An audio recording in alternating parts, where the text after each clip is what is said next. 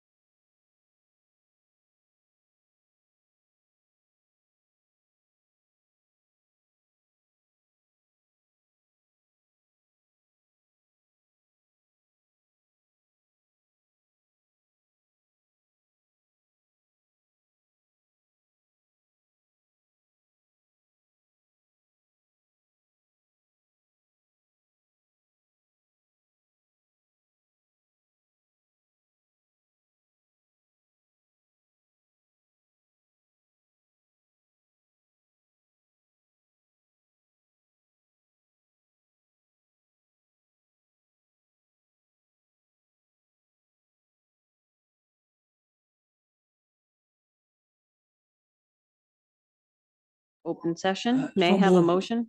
So moved. Second. Any discussion? Clerk, can you please call the roll? Council Vice President Haroyan? Yes. Councilman Andujar? Councilman Ritz? Council Trafficante? Yes. Councilwoman Baziri? Yes. Council President Wall? Yes. I want to state for the record that motions were made in executive session. I would also like to make a motion to seal the executive session minutes. So moved. Second. Any discussion? Clerk, please take the roll. Council Vice President Haroyan? Councilman Andujar? Yes. Councilman Ritz? Yes. Council Trafficante? Yes. Councilwoman Baziri? Yes. Council President Wall? Yes. I would like to make a motion to approve the minutes of the February 2nd, 2026 regular meeting. Do I have a motion? Motion to approve. Any second? Second. Any discussion? I would like to make a motion to approve the minutes of the You gotta sealed take a vote, meeting. Madam Chair. What? You have to take a vote for that. Clerk, can you please call the roll? Council Vice President Haroyan? Councilman Andujar? Yes. Councilman Ritz? Yes. Council Trafficante? Yes. Councilwoman Baziri? Yes. Council President Wall? Yes. I would like to make a motion to approve the minutes of the sealed meeting from February 2nd, executive session. Do I Motion have to approve. Second. any discussion? Clerk, can you please call the roll? Council Vice President Haroyan? Councilman Andujar? Yes. Councilman Ritz? Yes. Council Trafficante? Councilwoman Baziri? Yes. Council President Wall? Yes. Do I have a motion to adjourn this meeting? Motion to adjourn. Any discussion? Clerk, can you please call the roll?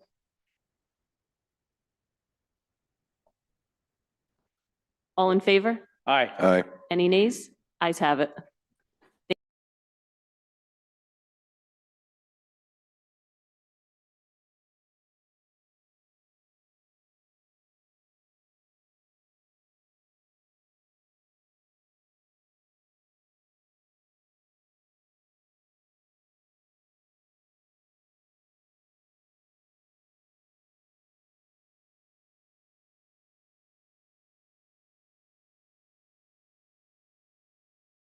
Services and licenses meeting tonight, April 6th. Clerk, could you please call roll? Councilwoman Graziano? Councilman Ritz? Council Trafficante? Councilwoman Baziri? Present. Council Vice President Haroyan? Present. Councilman Andujar? Present. Council President Wall? Here. Okay. I hope everyone had a minute to look at the minutes. I'd like to ask for an approval for the minutes for February 17th, 2026. Motion to approve. Second that. You can do all three at once. These are all open sessions if you want to. Yes. Okay, if nobody opposes, I'd like to do all three of the minutes together. So I'm looking for a motion to approve February 17th, 2026, March 2nd, 2026, and March 18th, 2026 meeting. So moved. Second. Any discussion? Clerk, could I please have a roll call? Councilman Ritz? Yes. Council Trafficante? Yes. Councilwoman Baziri? Yes. Councilman Andujar? Yes. Council Vice President Haroyan? Yes. Council President Wall? Yes. Okay, next on the docket tonight, public comment for matters on the docket only. Is there anyone from the public that would like to speak tonight?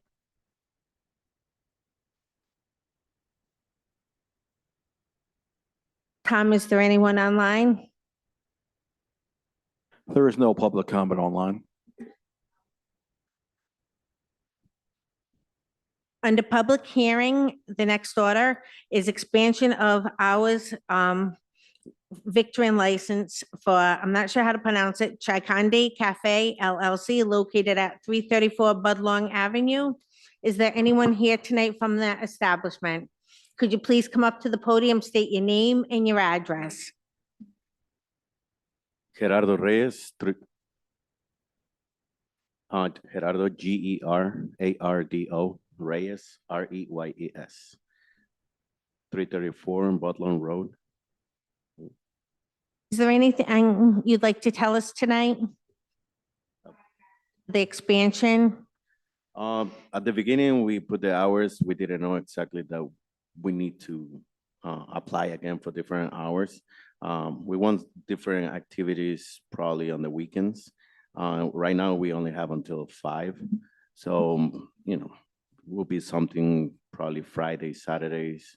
Well, we would like to have the hours and not use them, the needing and not have them.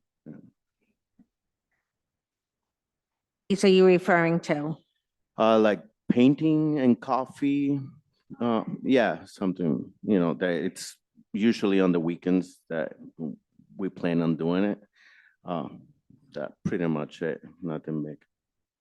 Excellent. Could I please have a motion to approve? Motion to approve. Second. Any discussion? Councilman Andhow? I understand that the people from Central Falls are sad, but you're in Cranston now, so they could all come down, and now that you're open, you might be open for extra hours. You could tell the mayor to come down. Yeah, We'll welcome everybody her. has been asking for it, but we're glad to be here in Cranston. Could I please have a roll call?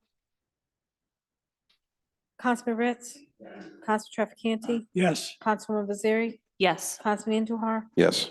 Council Vice President Ryan, Yes, Council President Wall. Yes. Thank you. you're all set. Have a great night. Next items on the agenda are show cause. Bank license PK Keating Company located at 875 Phoenix Ave. Is there anyone here tonight from them?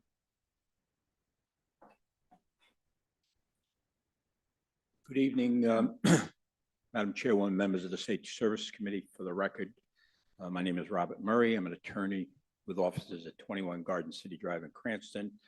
I'm here tonight in response to the letter sent to PJ Keating. With me this evening, seated behind me is Mr. Derek Hill, the president of PJ Keating, Mr. Rob Robinson, the vice president of aggregate operations for PJ Keating, and Carl Turgeon, who is the quarry manager for PJ Keating. I don't know how you want to proceed, if you want me to, your show cause, but I'd be happy. I asked, have them come in tonight by Councilman Campopiano. He had some questions about their hours of operation. Right. They're a very successful business. They're a very good business in our community, but Councilman Campopiano had some questions. So if I can call on him to ask any questions. I was here in February when the issue raised. I could respond if it's all right. And we'll supplement any information I have for you. I think the confusion arose. I was here that night in February. I was retained after that, but that evening, Councilman Campopiano raised a question because the agenda, quarries in Cranston under the ordinance can only operate between 7 a.m. and 5 p.m. And PJ Keating observes that and has traditionally in their business operations. The agenda that evening said Monday to Friday, and our application never said Monday to Friday. And Councilman Campopiano rightfully said, gee, I go by there on Saturday and I see activity. So I inquired the next day of the license clerk, and she acknowledged that she had put that on the agenda as Monday to Friday, even though our application didn't say that. The quarry operates 7 a.m. to 5 p.m. in accordance with the ordinance.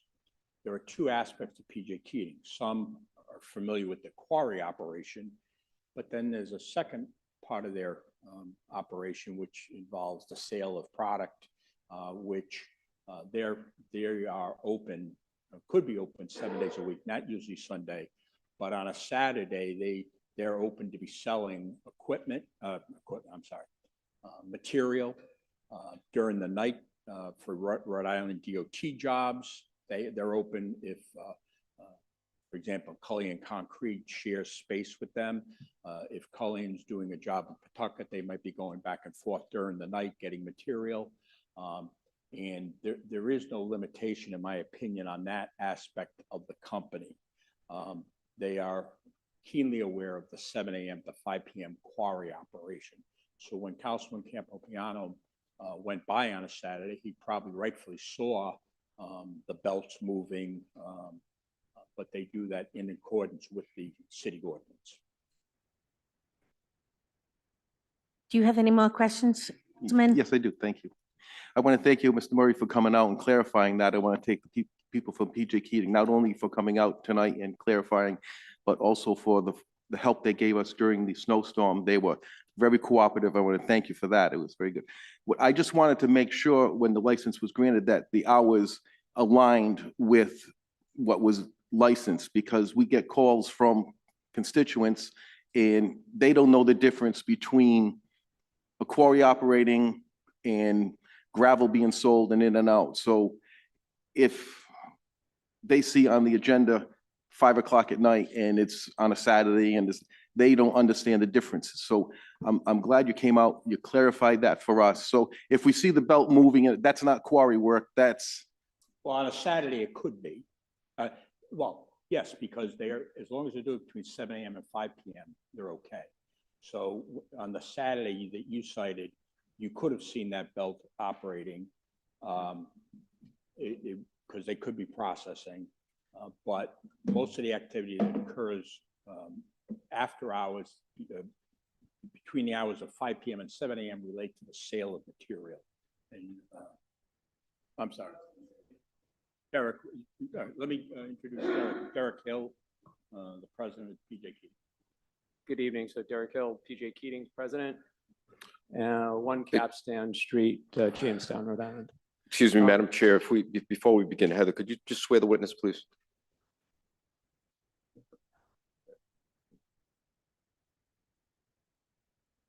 I do. My name Derek Hill, DERRICKHILL. So the hours of operation and the license, 7 AM to 5 PM is the rock crushing, the production, the mining operation itself. And so if somebody went by, and that includes Saturdays, 7 to noon. So if somebody went by and saw a belt before 7 AM spinning, it's just a warm-up procedure. So before we start, but we don't tip rock into the gyro, which would make the noise, until 7 AM. So we have metrics that we follow with that. So we're doing that. Loading or sales, we do before in the morning and at night. If Cullinan Concrete is performing a DOT job, so a lot of the bridge work, they're pouring at night. So we have a loader in the yard that would fill the bins and stay on site, but it does have a silencer. OSHA requires a backup alarm, but there's a squish, so it makes a silent noise. So, and we do monitor it. Okay, we do have monitors around the quarry itself, so we can monitor noise and such. So production hours, 7 to 5. If the belt is moving before, it's just a warm up. oh, thank you, Mr. Hill. I'm glad you clarified that. I mean, now we have answers to give to people when they come to us and say, why is it going? Why is it not going? And now we can make an intelligent answer to them. Chairman, Bob, for the material operation, you go beyond 5 o'clock then? Not the actual quarrying of the material, the sale of. The sale, aggregates yes. To different customers. It goes beyond 5 o'clock. Could go during the night, Okay. on the weekend. Councilman, I do have a follow-up question. So is there 2 separate licenses? Is there a quarry license and a sales license? No. There's no license required for Gravel sale? bank License under our ordinance that we apply for every year and have had for years. But there is, unlike, just like, I can't come up with a better example, but they're not, they're in commerce but they don't need a license for the city for sale of material. Okay, so they only required to be licensed for the quarry work. there's no restrictions on when they could sell? So somebody could go in at 2 in the morning and buy? Well, it's not like a cash register, but there are suppliers that go in and pick up material at 2 AM. We use the Cullinan Concrete example, like when they're working on 37 or Pawtucket, they could, DOT may require the delivery of the material at 2 AM, so they're picking it up before they go. So is there always staff there working?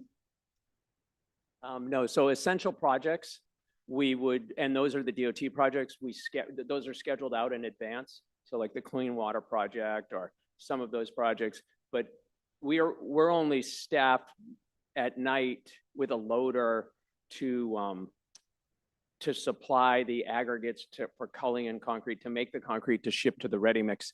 Early morning, we're loading trucks to get deliveries out before the commuter traffic.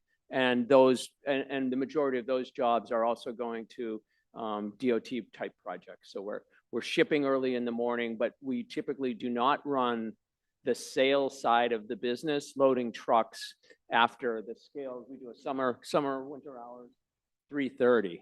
So the trucks that would go out after 3:30 would be the Culligan concrete ready mix trucks. And those would be going to an essential project, DOT jobs. Excellent. Councilman Underhill, do you have questions? So wouldn't you, Mr. Hall, need a special use permit? Because you already stated you're operating after hours. You said that you don't basically need us for anything. So I just find it weird that we restrict a lot of businesses from operating after hours, but yet you guys could do whatever you want. So this is what I'm trying to just put in my head, what's going on here. So The city of Cranston historically, for many, many decades, has required Gamino, predecessor to PJ Keating, to have a gravel bank license. So they apply every year and it's approved every year. And they operate the quarry between 7 a.m. and 5 p.m. There are many licenses, Councilman Underhill, the city does issue a victualling license, and there are hours with that, liquor license, things like that. There are no other licenses.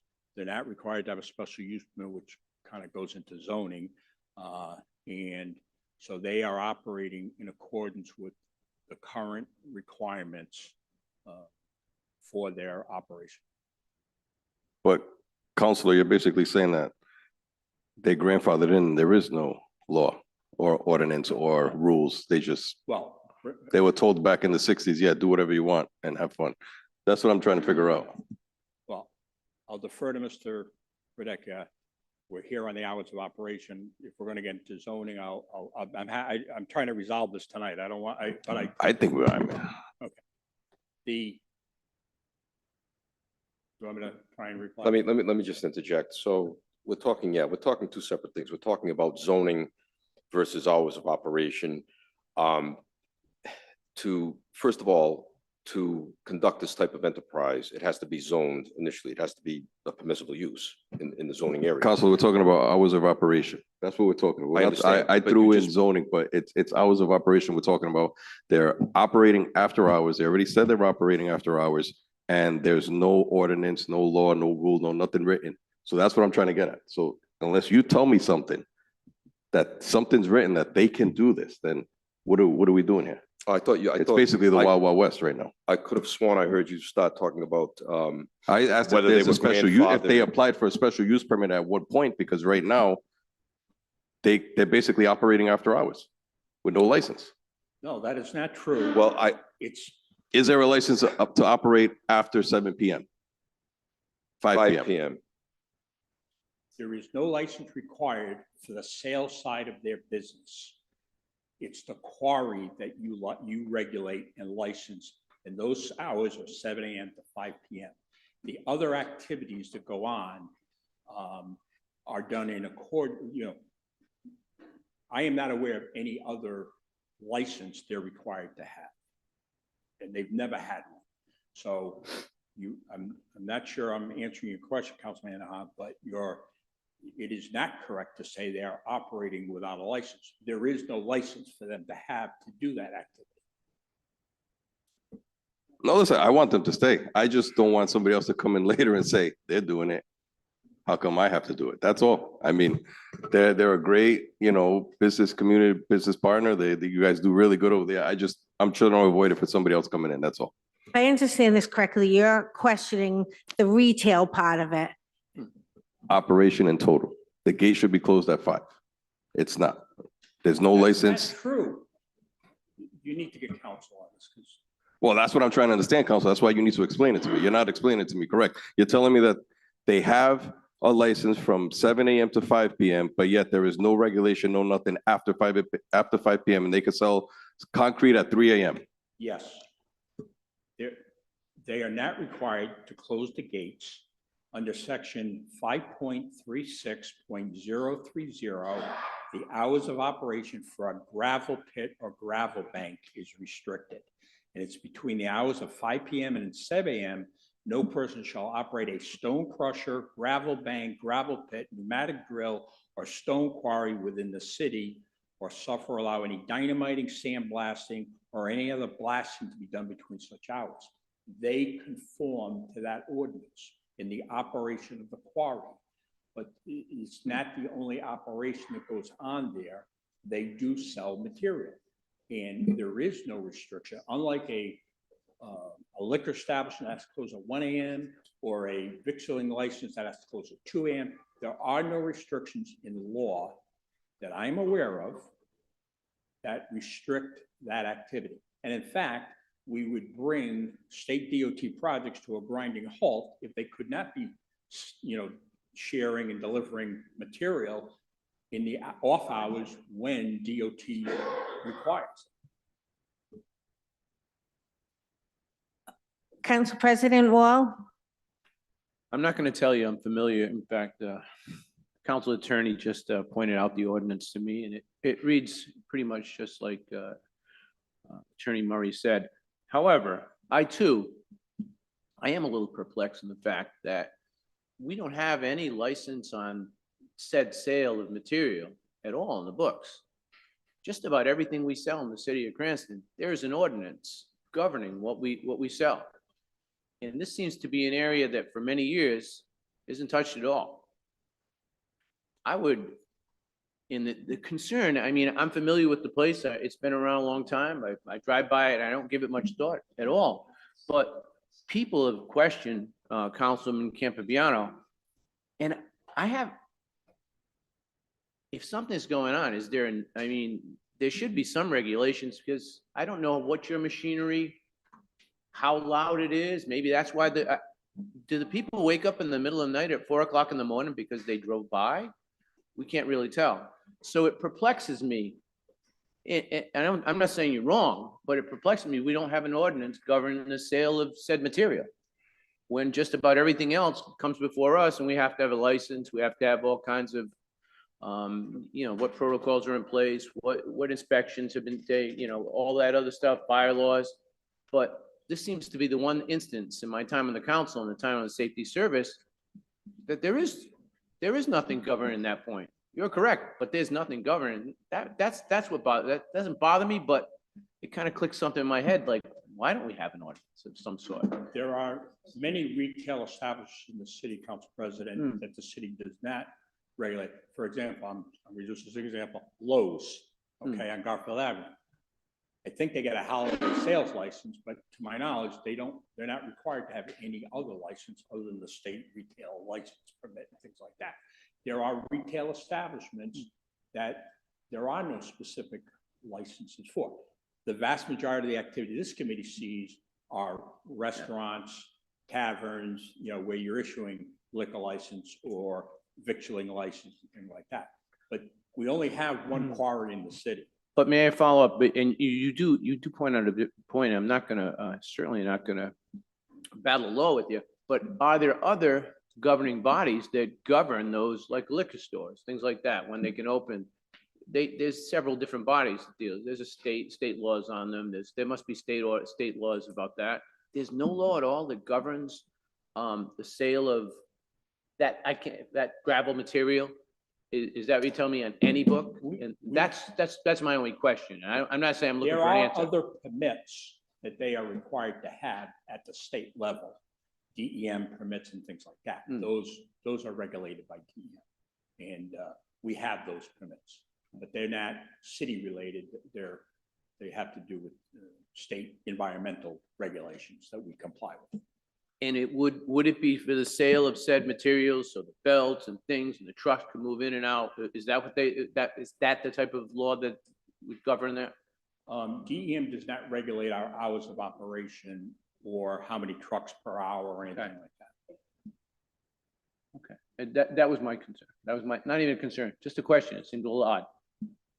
Thank you. This is for the city solicitor, Attorney Marcello. What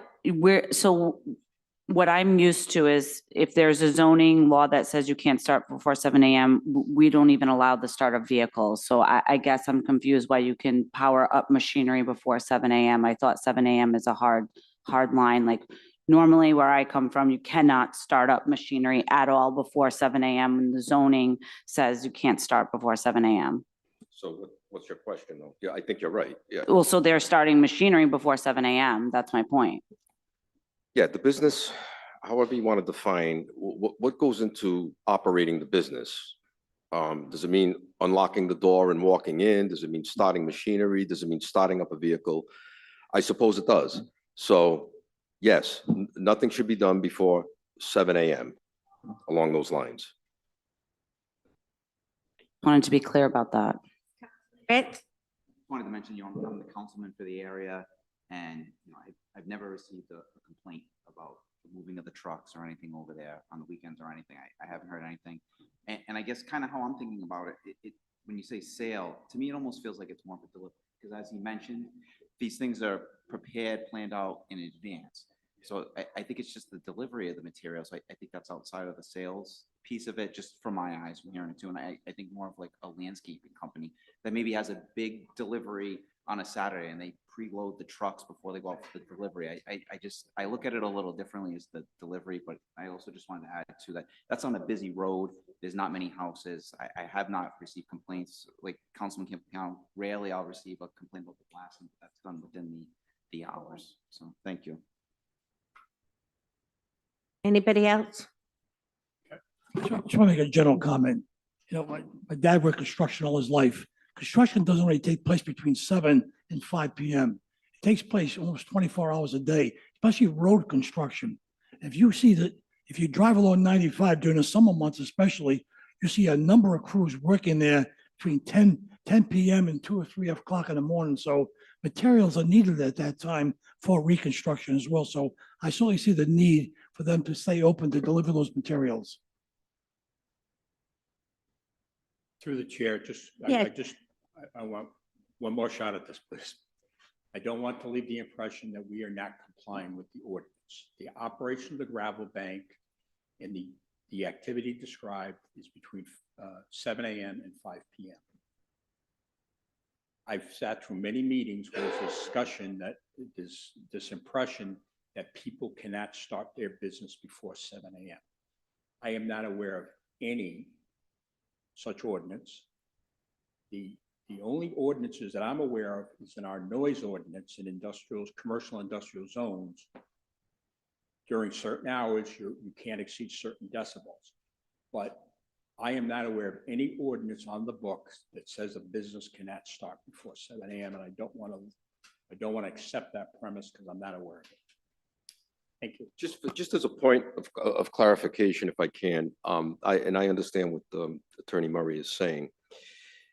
Maybe it's semantics and we're splitting hairs, but to Councilwoman Graziano's earlier comments, you have to read, we're talking about a gravel bank license. And the way the ordinance is written, and we have to strictly construe it, it's an ordinance. It says you cannot engage in gravel bank extraction type activities between the hours of 7 AM and 5 PM. Now, does that mean that every single action or activity that's taken by, whether it's this company or any other company prior to 7 AM automatically means that they're engaging in the activity that's regulated? Then I would agree with Mr. Murray. No, it's not.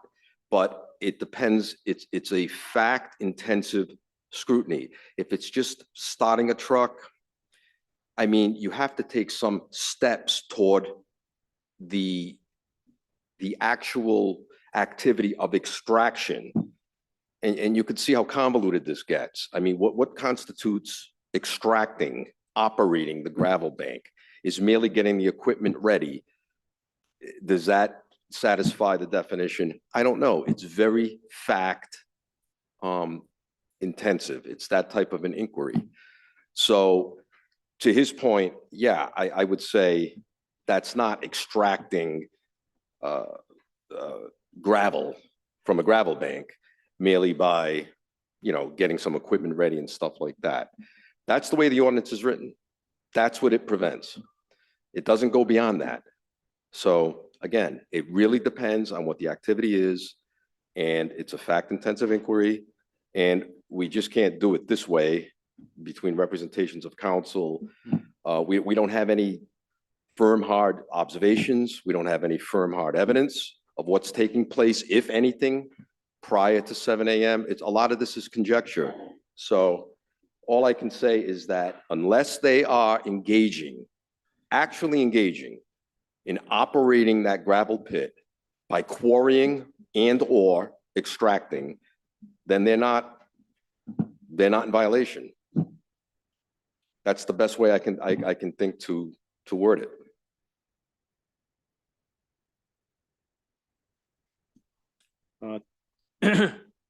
Thank you, Madam Chair.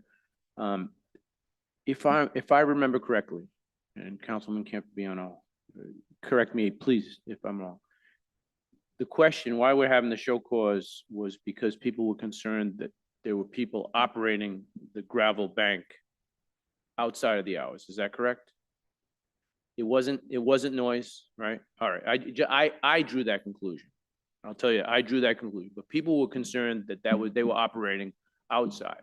It sounds to me like Attorney Murray did explain what was going on in that part of the operation, the gravel bank part of the operation.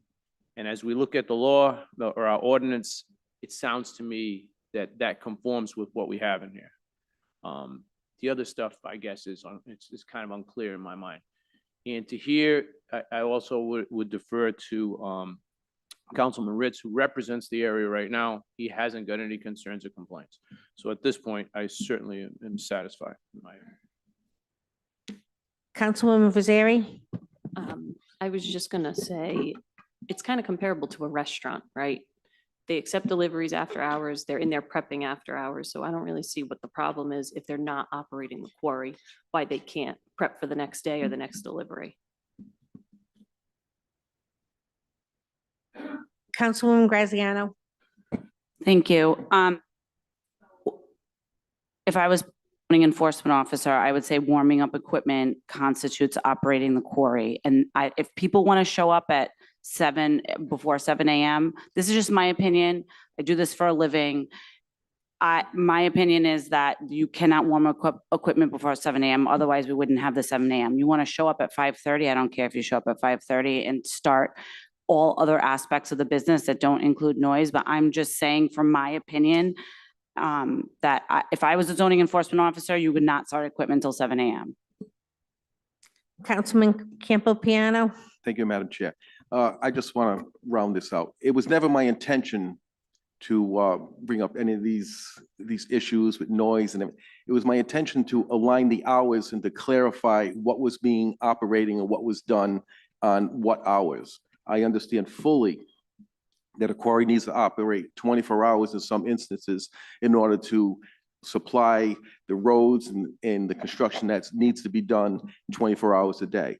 So when I get a call saying, well, they are operating out of hours and it comes up on a licensing as a time frame, I just was looking for clarification. What is being done in those hours and what is being done 24 hours? So I want to thank you all for coming out, clarifying that. And I want to thank you for the work you do for the city and for the whole state. And I think this was a very constructive conversation because now I think we all understand what is necessary and what you do. And at that, thank you for coming out. Thank you for your time. Is everyone satisfied? And I can ask for a motion to remove them off of the show cause calendar? So moved. Second. Please have a roll call vote. Councilwoman Graziano? Yes. Councilman Ritz? Yes. Council Trafficante? Yes. Councilwoman Vaziri? Yes. Councilman Andujar? Yes. Council Vice President Horayan? Yes, Council President Wall? Yes. coming tonight. The show cause is leasing of motor vehicle license operating without a license since 3/31/2025. Enterprise Rent-A-Car located at 275 Atwood Avenue. Is anyone here tonight? Could you please come up, state your name and your address? My name is Stephen Ranieri, 275 Atwood Ave. Ranieri, Ranieri. Were you aware that you've been operating the business since 3/31/2025 without proper licenses? I was not, no. All right, solicitor? Yeah, if I may, Madam Chair. So I did speak with Mr. Ranieri maybe a month ago, 6 weeks ago, something like that. My understanding it is, and correct me if I'm wrong, sir, that you are associated with the main office for Enterprise, I think out of Massachusetts. Is that a fair statement? Correct. I'm based out of Something- Hartford. and- Hartford. Yeah. And we have offices in Massachusetts, Connecticut, and Right. Rhode Island. So my point being, you're a national, actually a worldwide company. And the local Cranston office, I think based on what you told me, that there was some type of disconnect between what was going on in terms of the efforts that we were making to bring the local Cranston Enterprise office into compliance with our licensing statutes and ordinances, correct? Yeah. It's embarrassing, but it's. correct. Yeah, I understand. And for the committee's edification, I think most of you are probably aware of this, but when I went to court a few months back, I would say 90% of the outstanding problems that we had with the businesses, those businesses came into compliance through a combination of voluntariness, show cause hearings, ultimately Superior Court orders. And I hate to put Mr. Ranieri on the spot. He's been a gentleman, but I made it pretty clear that not only did this local office, this local enterprise receive many letters from the clerk's office, they also received a temporary restraining order summons from myself, which was handled by the Cranston Police Department. No response still. And it wasn't until that I went back to court and had that temporary restraining order essentially converted into a preliminary injunction and had that served that I finally got a response. And this, I'm not faulting Mr. Ranieri. In fact, if it wasn't for him, I doubt if we still would have probably not have received the response. Be that as it may, this committee is pretty familiar with the efforts that needed to be made here and the expense, not the least of which was paying me to go down to Superior Court. So I told Mr. Ranieri that even though they came into compliance, reinstated, that there would probably, in all likelihood, be some type of penalty or sanction imposed by this committee. And I'm going to request a $1,000 fine. And I say that because we had to go to extraordinary lengths here. And we could have imposed this on a per diem basis if we had wanted to, and the fine would be astronomical. So I think this strikes a balance between, the non-compliance versus the cooperation that we've received from Mr. Ranieri. And if it wasn't for him, I could tell you that I would be seeking a much heavier sanction. So that would be my proposal. It's up to the committee. If we were to enforce a fine tonight and ask for it, that would come out of enterprise, not yourself, correct? The corporation would pay that. That is correct. Okay. And Solicitor, how long do you recommend we give them to submit this payment? I would defer to Mr. Ranieri, but I'm sure he has to deal with a lot of red tape and bureaucracy. I would say by the time of the next meeting, which would be 4 weeks, I think there's plenty of time unless the committee wants a shorter time. It's up to you. Everything is in compliance now, Yes. all their licenses? To my knowledge, they are in full compliance. How long did they operate without being in compliance with after you went to court? After I went to court and had them served, the first time, it was a fairly long period of time. I would say at least a few months. When I served the preliminary injunction, I almost immediately received a call from Mr. Ranieri. So it would be, I don't have the exact date that the TRO was served, but I can tell you that it was at least 3 months, maybe longer. And before that, unfortunately, before I even went to court, there was an extended period of time where they were operating without a license. It states March 31st, Mm. 2025. So we're talking, Yeah, A year. you are talking in an extended period of time, unfortunately, but you are. To your defense, I'm pretty sure you had all your state licenses active, correct? Because there's a big confusion, especially when you rent cars and you sell cars. The state says, here you go, you could operate, but then you don't look at the fine print for the city. So to your defense, I understand that. You probably don't look at the fine print, but I am kind of sad that you left Ward 3. You were in my ward on Niantic Avenue, now you're in Atwood, but you stayed in Cranston. So, I mean, I do understand where the hiccup was.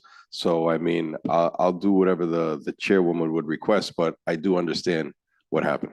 Appreciate that. Councilman Ritz? I'll just mention, I work for AAA, so I'm responsible for our branch offices. So I understand the pain you're going through. You get managers, sometimes new ones, they don't understand things and they think it goes through corporate. So I definitely feel what you're going through there, but I do agree with the solicitor. There was a good amount of effort. So unfortunately, I think we would need some expense here, but I do sympathize with what you have to go through. Councilwoman Graziano? So how can we ensure moving forward that this office will remain in compliance, and what have you implemented with this particular location?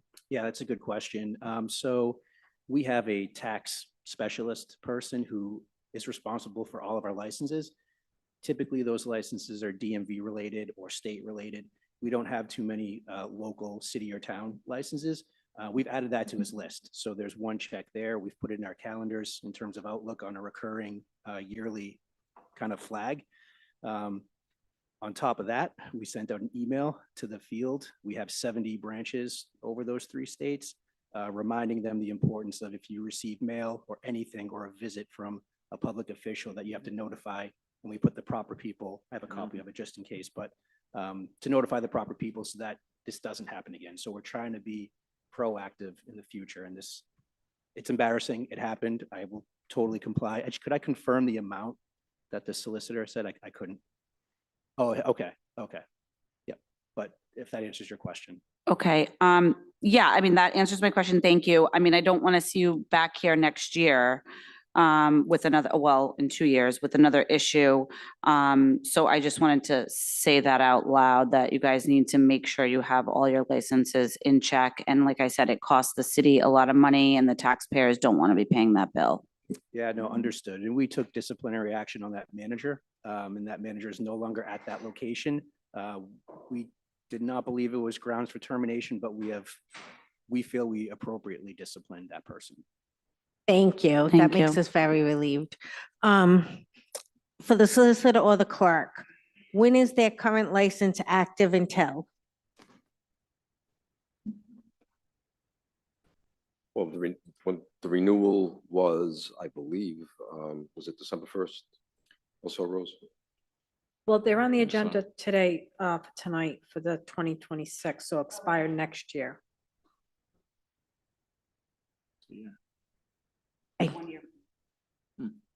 All right, I'm going to ask for a motion to take this off the calendar and impose a $1,000 fine. But would a date of 15 days from now be significant, or do you need a month, do you think? You said $1,000? A $1,000 fine? I can have the check out tomorrow. Okay. Let's not do it in reverse. I think you first need to take the motion, vote on the fine. After that, I don't know if you should take it off. I think you should still keep it on for a status. My concern is that you need to find a violation first, and then you impose the fine after the violation is found. So the show cause is granted, motion to find a show cause that he operated without a license for a period of time, motion made, granted, and then second motion to impose the fine for that violation. Councilman Underhill? He doesn't need to come back, right? Okay. Just No, we wanted to can let keep you it- know that, so you don't. We could just keep it on for status, just to make sure that the fine gets paid. What I'm getting understand, once we receive the check, you don't have to come back, it's off. Okay, and should I stick around for later? Because I think we're on the docket for something else later. Okay. I'm going to ask for the motion to, So a motion that the finding that Enterprise Rent-A-Car was operating without a license. That's the finding. Should be a second. Since the date, it says here of March 31st, 2025. Okay. That's the motion. Motion Second, in a second. Any discussion? Clerk, could I have a roll call? Councilwoman Graziano? yes. Councilman Ritz? Yes. Council Trafficante? Yes. Councilwoman Nazari? Yes. Councilman Andujar? Yes. Council Vice President Haroyan? Yes, Council President Wall? Yes. And now can I make another motion? yes, please. Motion to impose a $1,000 fine on Enterprise Rent-A-Car to be paid in 15 days? Yes. To be paid in no less than 15 days. So moved. Second, Second. Any discussion on this? Clerk, could I please have a roll call vote? Councilwoman Graziano? yes. Councilman Ritz? Council Trafficante? Yes. Councilwoman Nazari? Yes. Councilman Andujar? Yes. Council Vice President Haroyan? Yes, Council President Wall? Yes. So now you could do this one of two ways. You can either put this on just for status purposes to see that the fine was paid for the next meeting, or you could pass it from the calendar. If the clerk's office informs you that it's not, or informs us it hasn't been paid, they'd be back here for another show cause hearing. So it depends on what you prefer. I would say myself put it on for status, and he doesn't have to appear, Mr. Ranieri, as long as the fine is paid. I'm going to ask for a motion to keep this on the calendar just as a status update. If the check is in and all is good, then we'll remove it from the calendar the next meeting. So moved. Second. Any discussion? Clerk, could I have a roll call vote? Councilwoman Graziano? Yes. Councilman Ritz? Yes. Council Trafficante? Yes. Councilwoman Nazari? Yes. Councilman Andujar? Yes. Council Vice President Haroyan? Yes, Council President Wall? Yes. okay, thank you. All right, next up is Victoring License operating without a license since 12/1/2023. La Fronta Market located at 1522 Broad Street. Is anybody here? If you could please state your name and your address. Thomas Gabra, 1522 Broad Street. Gabra, Gabra. Do you have something to tell us why you've been operating without a license since 12/1/2023? Madam Chair, if I may, and I should have done this with the last witness. Heather, could we just swear the witness before we start questioning him?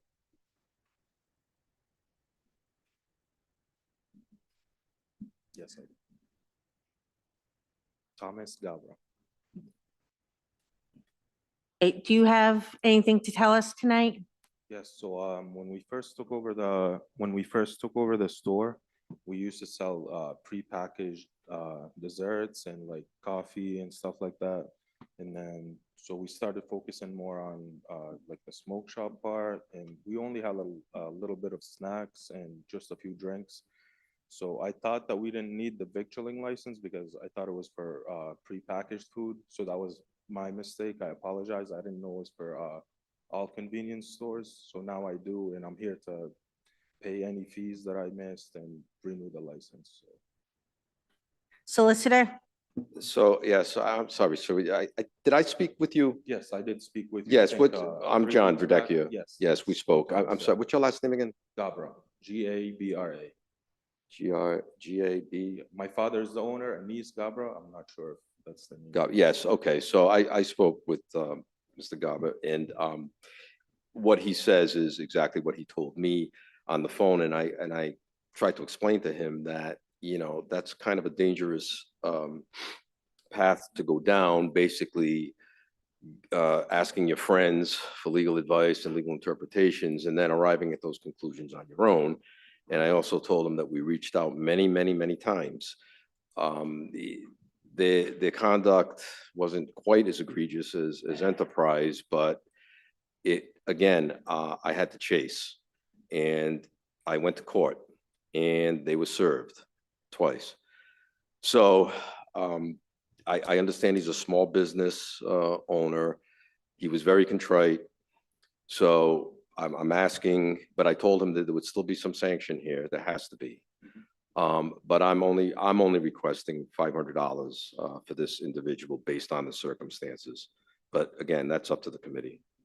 You requesting 500 per a year or a total of 500? Just a total of 500. I know he's a small businessman. I don't want to, cause unnecessary financial hardship. I mean, I think he meant well, but unfortunately, he went down, like I said, a very dangerous path, and I think he's learned his lesson. Council President Wall? Thank you, Madam Chair. I tend to be in agreement with Solicitor Videcchia. He's a small business owner. I appreciate you, showing some contriteness as you come in, that it's my bad, I did it wrong. I'm impressed to some extent how you were able to elude paying for over 2.5 years. Well, I was That's traveling. I went to get married a year and a half back. I went to Egypt. I was finishing my fiance's paperwork, so it was a difficult time. So No, I wasn't trying to avoid getting the license. I certainly wasn't throwing, but it says a little bit about our own abilities to find the people who are violating the law. So I'd be in support, given you are a small business owner, and it sounds like Solicitor Videcchia spoke to you, and you've learned your lesson, and when you have to seek legal advice, according to the solicitor, I certainly want to find a lawyer. And so I would support the $500 fine. Councilwoman Graziano, this is in your ward. Do you have anything to say? Thank you. Yeah, so we have been chasing you down for a while. Your business is in my ward. Thank you for having your business in Cranston. We appreciate that, but we definitely just, cannot have you out of violation for this long of a period of time. Doesn't look good why everyone else is getting their licenses, especially with the amount of notifications the city has sent over. I don't know, I'm kind of hemming and hawing about the fine. I do agree about the small business, but it was 3 years. Give me 3 minutes, go to somebody else. Councilman Underhill? So you are a tobacco shop basically now? Well, we've always been a smoke shop. We've always had snacks and drinks, but we don't sell anything like we package ourselves. It's all. So you focus more on hookahs or hookah Yeah. product? Okay. Yeah. And now are you on the wholesaler list for the state or are you just selling retail? Are you on the wholesale list for the state? Are you We selling? have a retail license. So you just have a retail? Cigarette license. as well. Okay. And I have my food license. I'm in compliance with the food department. I did my inspection. I wasn't trying to avoid this license, honestly. Like I'm here, I wanna fix it. No, I mean, I was just asking to see because if you're a wholesaler, then you're rolling in money. But if you're just a retail sales, then you are a small business. So I was just It's our trying to first see. I business was just trying to too, figure it out. All right. I have some mixed emotions here. I need some guidance. It was 3 years. 750. Exactly, yeah. So ask for a motion first, attorney, that this was a violation. We all agree on it, correct? For my first motion, and then we'll go to the fine, the next one. Okay.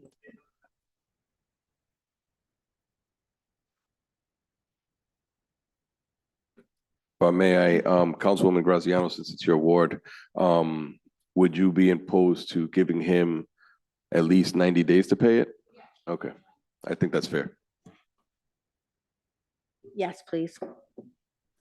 I make a motion of a finding that they admittedly, under testimony, found that they are in violation of operating without a victualling license since 12/1/2023.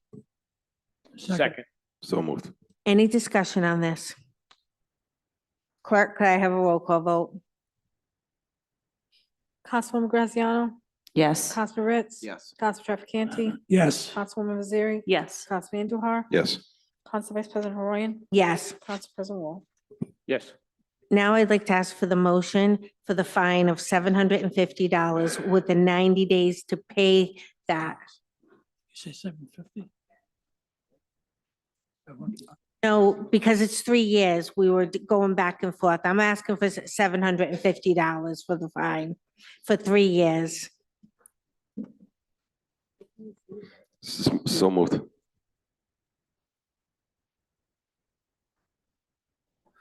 I make a motion to fine this company $750 with a payment, of 90 days. Second, Any discussion?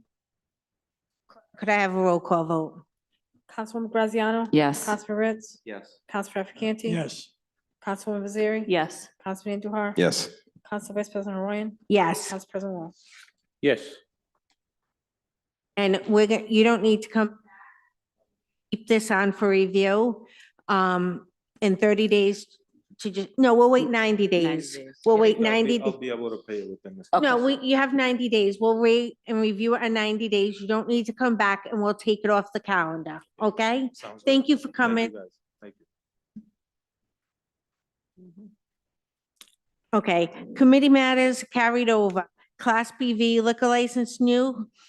This is you Dumpling, Rhode Island LLC, doing business as Ugly Dumpling at 2000 Chapel View, Suite 200. Is there anyone here tonight from that business? No. I'm gonna ask for a motion to continue this. We're still So missing. moved. Second. Any discussion? Roll call, continuing.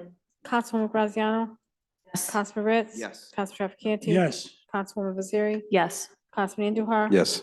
Council Vice President Royan? Yes. Council President Wong? Yes. Class C liquor license continued from 3-2. And this is for KJ Amar Venue LLC located at 1016 Park Avenue. Is there anyone here tonight from that business? They are still missing also, I'm gonna motion to continue for 2 months. So moved. Second. Clerk, can I please have a roll call vote? Councilwoman Graziano? Yes. Councilman Ritz? Yes. Council Trafficante? Yes. Councilwoman Nazari? Yes. Councilman Andujar? Yes. Council Vice President Royan? Yes. Council President Wong? Yes. Okay. Next on it is Victor and License New, and this is for D&M Pizza, Emgen Food located at 41 Warwick Avenue. I do see them tonight, but I think we have everything we need now, so I'm gonna ask for a motion to approve. So moved. Second. Any discussion? I want to say thank you for getting everything in order. Wishing you lots of good luck again. Thank you. Clerk, could I have a roll call vote? Councilwoman Graziano? Yes. Councilman Ritz? Yes. Council Trafficante? Yes. Councilwoman Nazari? Yes. Councilman Andujar? Yes. Council Vice President Royan? Yes. Council President Wong? Yes.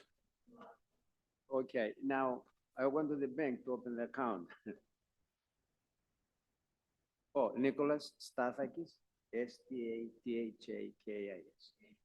To the bank, I have that thing you sent me on the email to open account to start paying people. And they said they need the license with a stamp on it. They don't open me the account. So when I get that license? I believe you can go right, Rose, can he go onto the portal and download it himself? The license will be released tomorrow through the portal. Tomorrow. They said they know on the email, they need actually with a stamp on it. Can he come into the clerk's office tomorrow and pick one up? No, the license will be issued through the portal or have the seal embossed on it. If you can go right online and you can print your own, it'll have the seal on it and you can Oh. just print it. See what happens. I asked her, she said no, so I try tomorrow. Let's do it. Thank you. Yeah.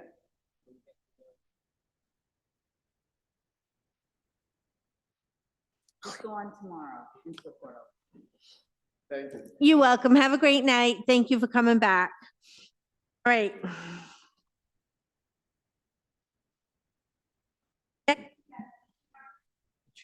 Located at 146 Gansett Avenue. And that was a continuation, but it looks like we have everything we need. So I think I'm just gonna ask for an approval. Motion to approve. Second. Any discussion? Thank you for opening. We missed you. Could I have a roll call vote? Councilwoman Graziano?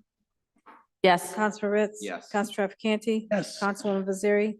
Yes. Councilman Andujar? Yes. Council Vice President Royan? Council President Wong? Yes. You are all set, and you also can go on the portal tomorrow and print out what you need. Thank you. You're welcome. Have a good night. Next is You Dumpling Cranston, doing LLC, doing business as Ugly Dumpling, and also ask for continuation. Motion to continue. Second. Any discussion? Clerk, a vote. Councilwoman Graziano? Yes. Councilman Ritz? Councilman Trafficante? Yes. Councilwoman Fazzari? Yes. Councilman Andujar? Yes. Council Vice President Haroyan? Council President Wall? Yes.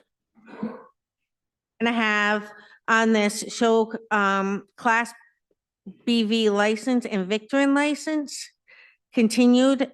This is Zona Lounge, and it's a status. Sorry, so Madam Chair, I'm not sure why it's here. It probably should have been under the show cause portion. Yeah, it's not labeled properly, but that's okay. I did receive a communication from their attorney. As you may recall, Attorney Petracca appeared on their behalf at the initial emergency show cause hearing that we had roughly a month ago. And at that time, it was continued to tonight for a couple of reasons. One, to basically monitor the situation down there, have the police check it, so on and so forth. And the other reason was for the proprietors to submit a security plan, an updated security plan. So Attorney Petracca actually did provide me with that some time ago. I only recently forwarded that to Madam Chair as well as Major Padalano. I took a look at it. I'm not an expert, but it does seem to meet the requirement of an updated security plan. So he was asking, I believe his clients are still in the Dominican Republic, so none of them, and they wanted to be present. So he was simply asking for a continuance to next month's date so that they can be here and participate. And to my knowledge, there have been no other incidents down at the Zona Lounge. I'm a little confused though. Are they, the Class B vehicle license and Victorine license, are they asking for that also? I thought we did an emergency on their licenses. So votes may be taken. We're not doing anything with the liquor license. I'm asking for a continuation tonight after they had the shooting outside their facility on the sidewalk or street. Yeah, to my knowledge, this has nothing to do with either renewal or granting of a new license. This was strictly a status, a continuation for status purposes from the emergency show cause hearing. They were already licensed. So again, this seems just to be a scrivener's problem. I did here. speak to Major Quirk tonight. He was going to come to the meeting. The majors have been checking on the business. The local police department has. There have been no incidents, no problems with this business. We will continue it till next month so the police department can have time to review the safety plan. So I'm going to ask for a motion to continue this. So moved. Second. Discussion. Clerk, could I have a roll call vote? Councilwoman Graziano? Yes. Councilman Ritz? Yes. Council Trafficante? Yes. Councilwoman Fazzari? Yes. Councilman Andujar? Yes. Council Vice President Haroyan? Yes. Council President Wall? Yes. Next on the agenda is new matters before the committee, and this is a private detective license. And it's until 4/7/27 for William Dickey, license number 505. Going to ask for a motion to approve. So Oh, he's moved. here. We just state your name and your address, and is there anything you want to tell us? How you doing? William Dickey, 65 Olean Road, Cranston. Some retired private police officer, there for 16 years. Well, that was on Bristol PD for a year and a half. Firefighter for 5.5 years. Just helping out my company with their insurances. Thank you, and thank you for coming here tonight. I'm going to ask for approve this. So moved. Second. Discussion. Clerk, could I please have a roll call vote? Councilwoman Graziano? Yes. Councilman Ritz? Yes. Council Trafficante? Yes. Councilwoman Fazzari? Yes. Councilman Andujar? Yes. Council Vice President Haroyan? Yes. Council President Wall? Yes. You are all set. Thank you for attending tonight. We're going to do septic hauler license. And that will be Rottingism Excavating, located at 70 Botzek Road, Holliston, Mass. Is anyone here tonight? Good, how are you tonight? Would you like to state your name and your address? William Rodenheiser, 70 Barczak Drive, Holliston, Mass. I'm going to ask for a motion to approve this tonight. So moved. Second, Any discussion? Clerk, could I have a roll call vote? Councilwoman Graziano? Yes. Councilor Ritz? Yes. Councilor Canty? Yes.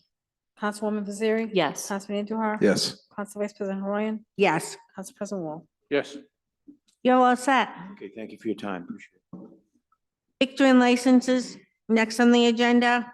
And we're gonna have La Frenta Market that was just here. And I'm gonna ask for a motion to approve. So moved. Second. Any discussion? Clerk, can I have a roll call vote? Councilwoman Graziano? Yes. Councilor Ritz? Yes. Councilor Canty? Yes. Councilwoman Fazzari? Yes. Councilman Andujar? Yes. Council Vice President Haroyan? Yes. Council President Wong? Yes. Next on the agenda is LNH Rhode Island, Inc., doing business as Love and Honey Fried Chicken located at 634 Reservoir Avenue.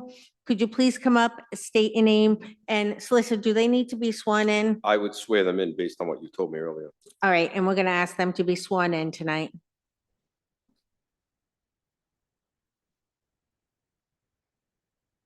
I do. Hassan Ali, Hussan, Ali, Ali, and that's 634 Reservoir Avenue. Okay, is there anything you want to tell us tonight? I know there was some confusion with your licensing. I'm not exactly sure when you opened, but I know the city was aware of it about 2 weeks ago. But then Friday, you tried to get everything in order so you wouldn't have to close for the weekend. Yes, so there was an oversight on my part. Oh, sorry. There was an oversight on my part of not applying for the victual license. I don't reside in Rhode Island full-time, so I didn't get any sort of notification in the mail. And I don't remember seeing any emails, and if I did, I apologize, but I had the CO in order and the health department certificate in order as well too. We opened, I want to say a week after we got the health certificate. And Was then, that, yeah, 2 weeks ago. So, and then a gentleman came to the store and told us about the victual license. I should have known better, but it was just an oversight on my part. okay, and did you stay open this weekend knowing you didn't have the Victory, but you had everything in order and you were coming before us tonight? Yes. Solicitor? Well, it raises an issue, obviously. By his own admission, the proprietor admits he's been operating without the victualling license. But I will say this, and this is in the interest of due process. If the committee is thinking of imposing some type of sanction, I would advise that we continue this for a show cause hearing so that we afford him complete due process. If he wants to get an attorney, if he wants to present evidence on his own behalf, we're kind of blindsiding him a little bit, unless I'm going to give him the option. We can do that, or he can deal with this tonight. It's his choice. I'm not sure what direction the committee wants to head, but if the committee is thinking of imposing a sanction, I would at least make that option available to him. We'll do this as a formal show cause hearing at the next meeting, unless he wants to deal with it now, or if the committee doesn't plan on imposing any sanction, we'll just proceed. That's up to the committee.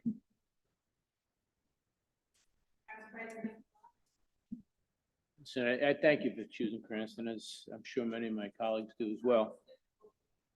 I'm sorry, let me speak a little louder. Thank you for choosing Cranston to open your business. I'm sure everybody on the committee shares that. However, operating without a license is a violation of our city ordinances. So I do believe we have to impose at least some fine, some sanction. If not, we're setting a bad precedent. I'm not sure what would be the prudent amount, and I may defer to you on that, Solicitor. It's really up to the committee. I would say, I don't think he's clearly not in the category of the others we've dealt with tonight. I think anywhere between $100, $150, maybe $200 is sufficient. I don't want to punish someone before especially when they're just getting off the ground. But as President Wallace said, a message does need to be sent. We just can't have people opening up and selling food without the proper licensing. There's a reason we have licensing requirements. You're serving food. People can be poisoned. They could even die. So that's the reason we have it. It's very, very serious. You just can't take it upon yourself to do it. So that would be my recommendation. But again, it's within the discretion of the committee. Can I ask a follow-up? Just as we look, I know the council attorney is looking at, how many people do you seat, sir? Your seating capacity in the restaurant? I believe it's 16. 16? Yeah.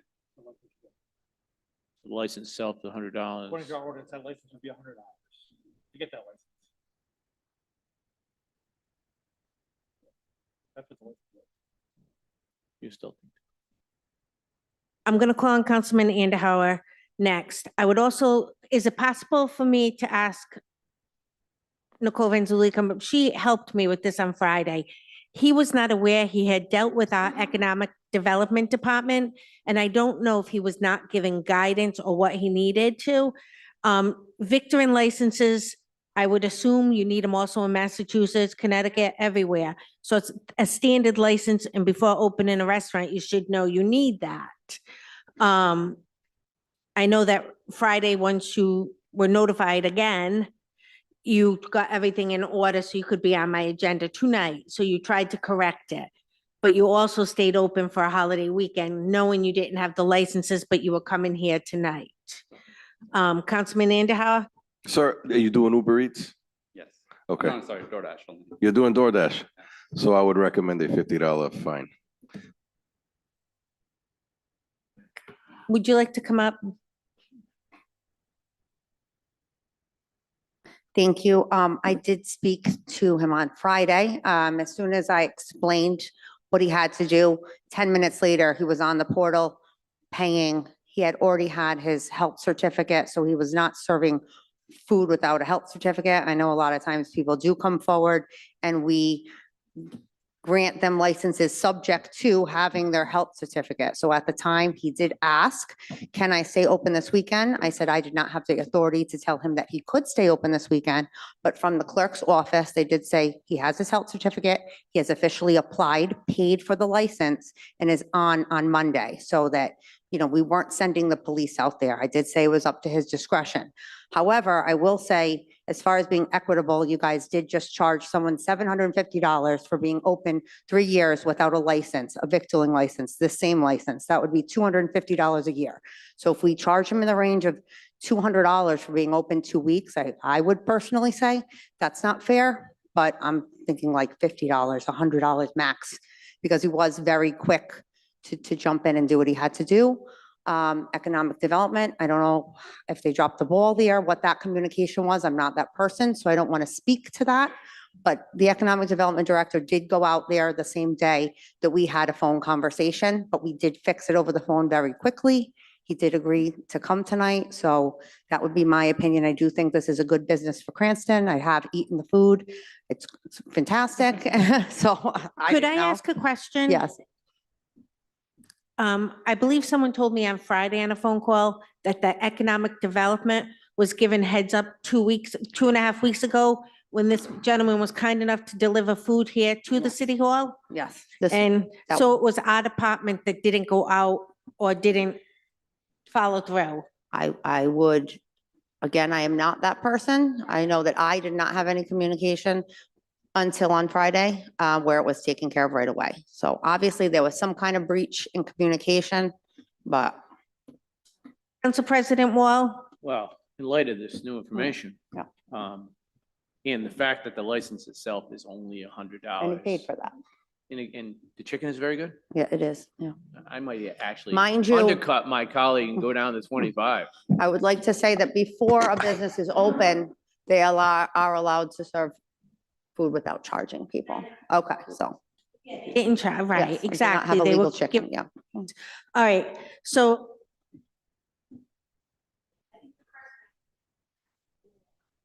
An approval for the victoring license. Motion to approve. Second. Any discussion? Next time, remember us for the food. Clerk, could I please have a roll call vote? Councilwoman Graziano? Yes. Councilman Ritz? Council Trafficante? Yes. Councilwoman Nazari? Yes. Councilman Andujar? Yes. Council Vice President Horoyan? Yes. Council President Wall? Yes. Solicitor, I'm thinking of imposing a fine of 25. Do I need to All show right, cause what- them? Here's what I would do procedurally. I would pose the question to the gentleman, give him the option. Is he willing to basically waive his right to a show cause hearing and agree to pay the proposed fine of $25, or does he want to come back and we could have a formal hearing? So he has due process. It's up to him. Yes, I'll settle for the fine. Thank you guys so much. If this was the economic developer's fault, why are we charging him? The weekend knowing he didn't have, It's okay. right? We should charge economic development. Budget season's coming. Do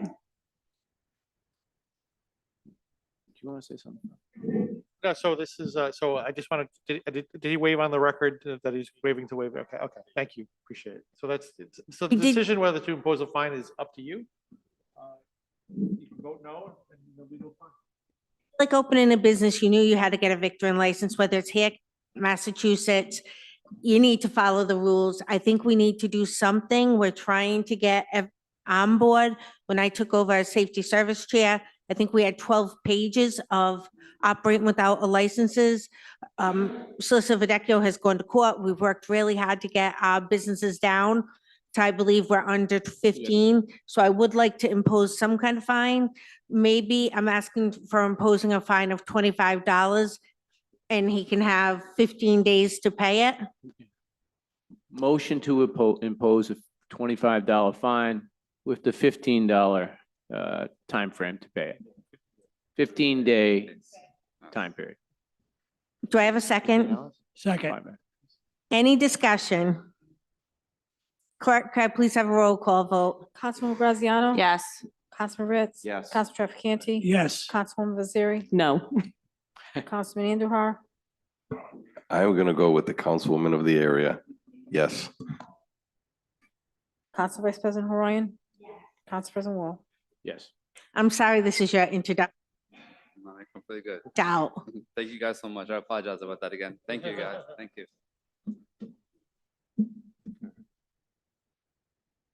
The next one's for informational purpose. only. Mobile Food Establishments, New Frosty Lobster LLC and Kim's Dirty Pop Soda Shop. And move on to license renewals before the committee. Tonight, we're gonna have amusement machine license at the Cranston Portuguese Club located at 22nd Avenue. Number of machines is 3. I'm gonna ask for a motion to approve. So moved. Second. Any discussion? Clerk, could I please have a roll call vote? Councilwoman Graziano? Yes. Councilman Ritz? Yes. Council Trafficante? Councilwoman Nazari? Yes. Councilman Andujar? Yes. Council Vice President Horoyan? Yes. Council President Wall? Yes. Next on, and we're gonna have auto repair license, Airport Auto Radiator, Inc. doing business as Rinaldi Motors located at 598 Atwood Avenue. Hours of business, 9 AM to 4. Can I please have a motion? Motion to approve. Second.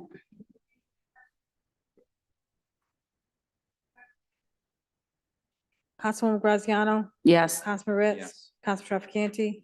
Councilwoman Nazari? Yes. Councilman Andujar? Yes. Council Vice President Horoyan? Council President Wall? Yes. On the agenda, employment license, LC located at 535 Atwood Avenue. Have a motion to approve. So moved. Second. Any discussion? Councilwoman Graziano? Yes. Councilman Ritz? Yes. Council Trafficante? Yes. Councilwoman Nazari? Yes. Councilman Andujar? Yes. Council Vice President Horoyan? Yes. Council President Wall? Okay, next on the agenda is leasing of motor vehicle licenses. Enterprise Rent-A-Car located at 275 Atwood Ave. I'm going to ask for a motion to approve. So moved. Second. Second.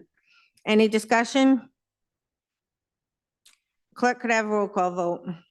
Councilwoman Graziano? Yes. Councilman Ritz? Yes. Council Trafficante? Yes. Councilwoman Nazari? Yes. Councilman Andujar? Yes. Council Vice President Horoyan? Yes. Council President Wall?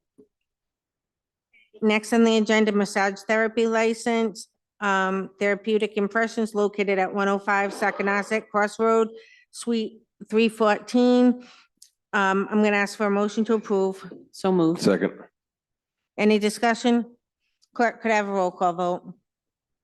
Councilwoman Graziano? Yes. Councilman Ritz? Yes. Councilman Trafficante? Yes. Councilwoman Nazari? Yes. Councilman Andujar? Yes. Council Vice President Horoyan? Yes. Council President Wall? Next on the agenda is the parade license, Gatsby Days. Event is June 13, 2026. Event time is 10 a.m. to 2 p.m. Asking for a motion to approve. So moved. Second. Any discussion? Yay. Can we start at Ward 3 this year and maybe go Route 10? Clerk, could I have a roll call vote? And I hope to see you all there at the Gatsby Days. Councilwoman Graziano? Yes. Councilman Ritz? Yes. Council Trafficante? Councilwoman Nazari? Yes. Councilman Andujar? Yes. Council Vice President Horoyan? Yes. Council President Wall? Next is private detective license, Lawrence Pezza, number 450. I'm going to ask for a motion to approve. So moved. Second.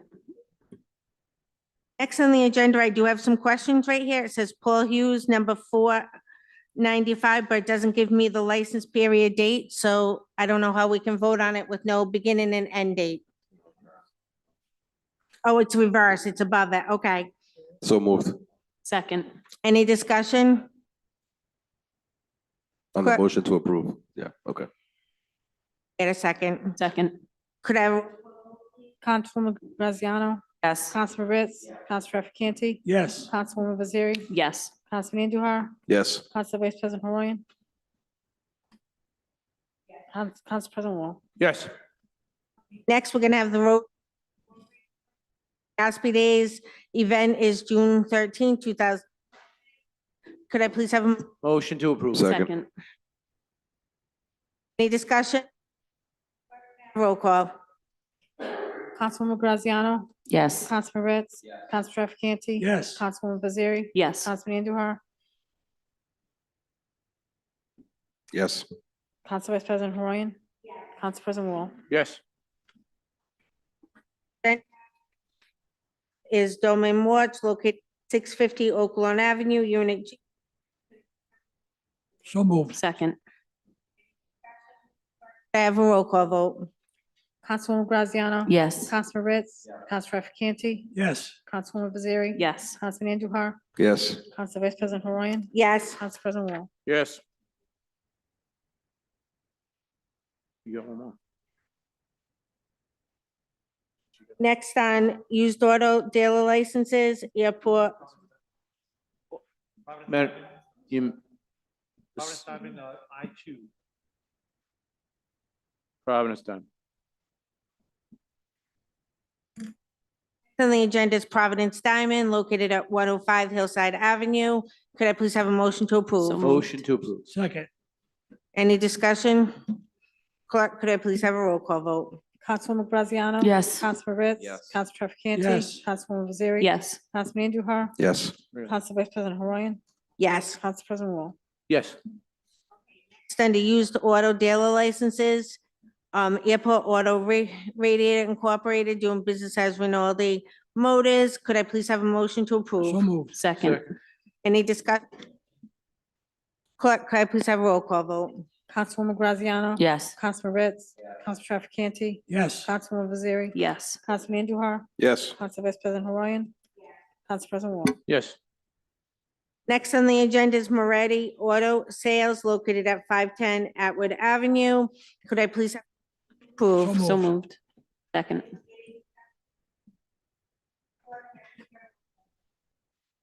Councilwoman Graziano? Yes. Councilman Ritz? Yes. Council Trafficante? Yes. Councilwoman Baziri? Yes. Councilman Andujar?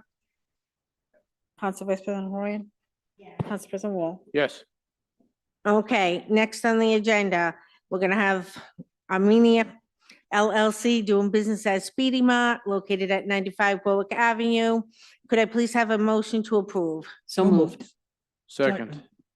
Any discussion? Clerk, could I have a roll call vote? Councilwoman Graziano? Yes. Councilman Ritz? Yes. Council Trafficante? Yes. Councilwoman Baziri? Yes. Councilman Andujar? Yes. Council Vice President Horoyan? Council President Wall? Yes. Okay, next on the agenda is Nalvis Cakes located at 39 Phoenix Avenue. Could I please have a motion to approve? Motion to approve. Second, Any discussion? Clerk, can I have a roll call vote? Councilwoman Graziano? yes. Councilman Ritz? Yes. Council Trafficante? Yes. Councilwoman Nazari? Yes. Councilman Andujar? Yes. Council Vice President Naroyan? Yes. Council President Wall? Yes. Next on the agenda is mobile food establishment renewals. This is informational only. No action is needed, so if you could just review those.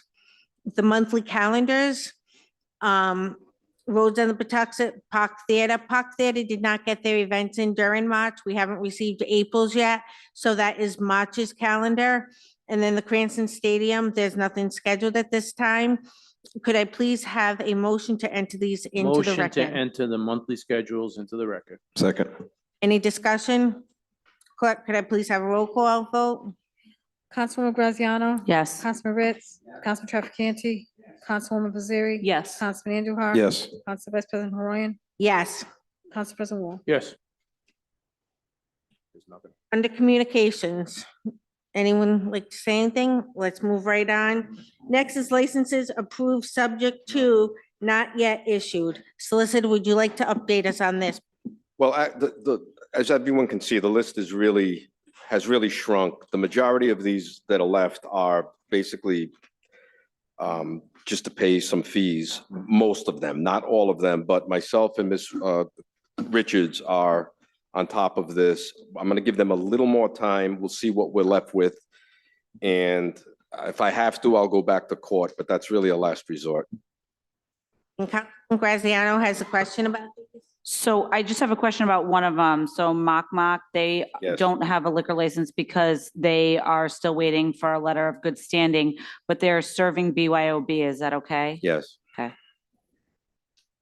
Very patient, checked everything with the city. They went through all the right procedures. They also checked in with the state before they agreed to do that. Okay. They've been great to deal with. We'll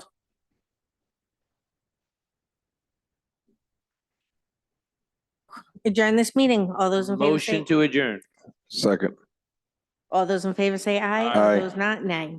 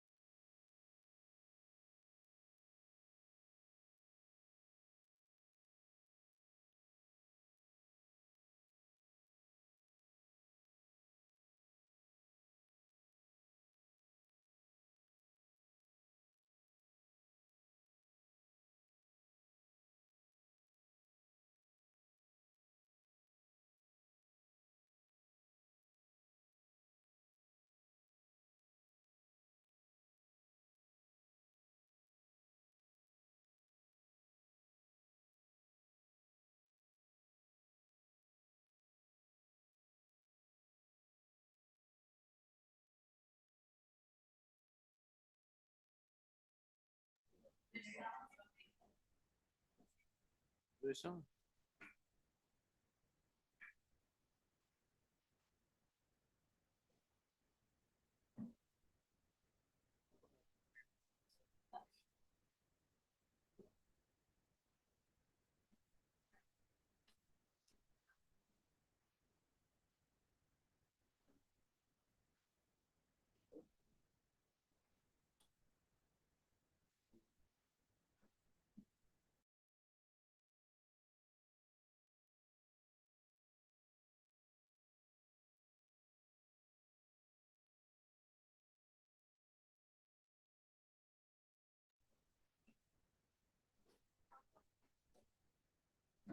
All right, good evening. I'd like to call the Finance Committee meeting to order. Today is Monday, April 6th. It is 7:36 PM. Clerk, can you please take a roll?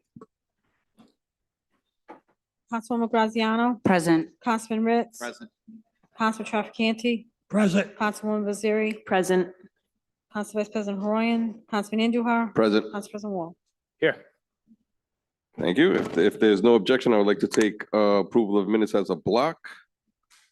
Seeing none, may I entertain a motion to take the minutes from March 2nd to 2026 and March 30th, 2026 as a block? So moved. Motion to approve those minutes. Second. Any discussion? Clerk, please take a roll. Yes. Yes. Yes. Yes. Yes. Moving on to committee businesses, committee business matters carried over. Ordinance 1-26-02, ordinance and amendment of Title III, Revenue and Finance of the City of Cranston Code of Ordinances 2025, entitled Chapter 3.12.60, adjustment of exemption of veterans in compliance with Title 44, Chapter 3, Title 24 of the General Laws of the State of Rhode Island. Mr. Marcello, what are we doing with this? Councilman, thank you. So we have been working with the administration and the solicitor's office regarding this. There is, hopefully within the next couple of days, there will be introduced in legislation that will adjust the exemption amount to reflect what Cranston is currently doing. So my recommendation at this time would be to table this ordinance indefinitely until such time that legislation passes. Is there a motion to table? Table indefinitely. Table. Motion to a table indefinitely. I'll second that motion. Any discussion? Seeing none, clerk, please take a roll. Councilwoman Graziano? Councilman Ritz? Yes. Council Trafficante? Councilwoman Naziri? Yes. Councilman Andujar? No. Council President Wall? Yes. Okay, moving on, no communications. Public comment. Is there anyone else that would like to comment on agenda matters only? Seeing none, clerk, is there anyone online that would like to make public comment on agenda items only? There is no public comment online. This time I would like to close public comment. Moving on, new matters before the committee.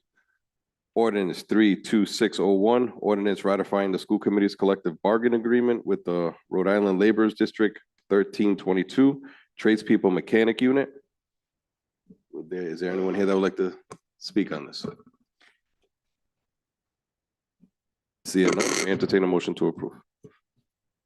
So moved. Second. Any discussion? So Mr. no one President. from the administration wants to speak on this matter? Director Moretti?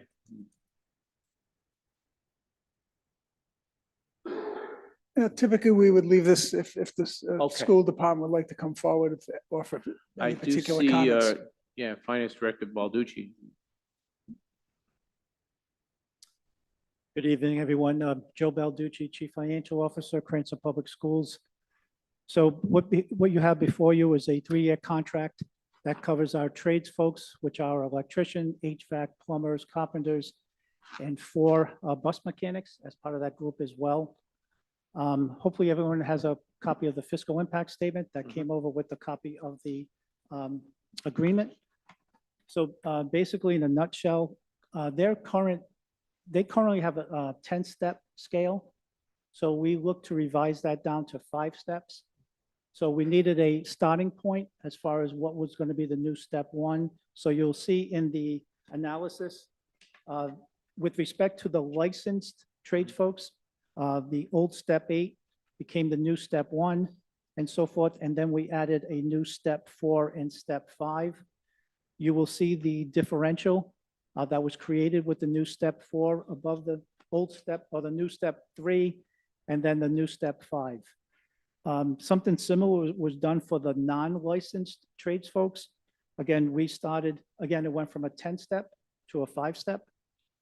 We started with the old step 6, became the new step 1, and then we just went from that point forward. Everyone received in each year a $1.75 raise in all three years. So I'll answer any questions you may have.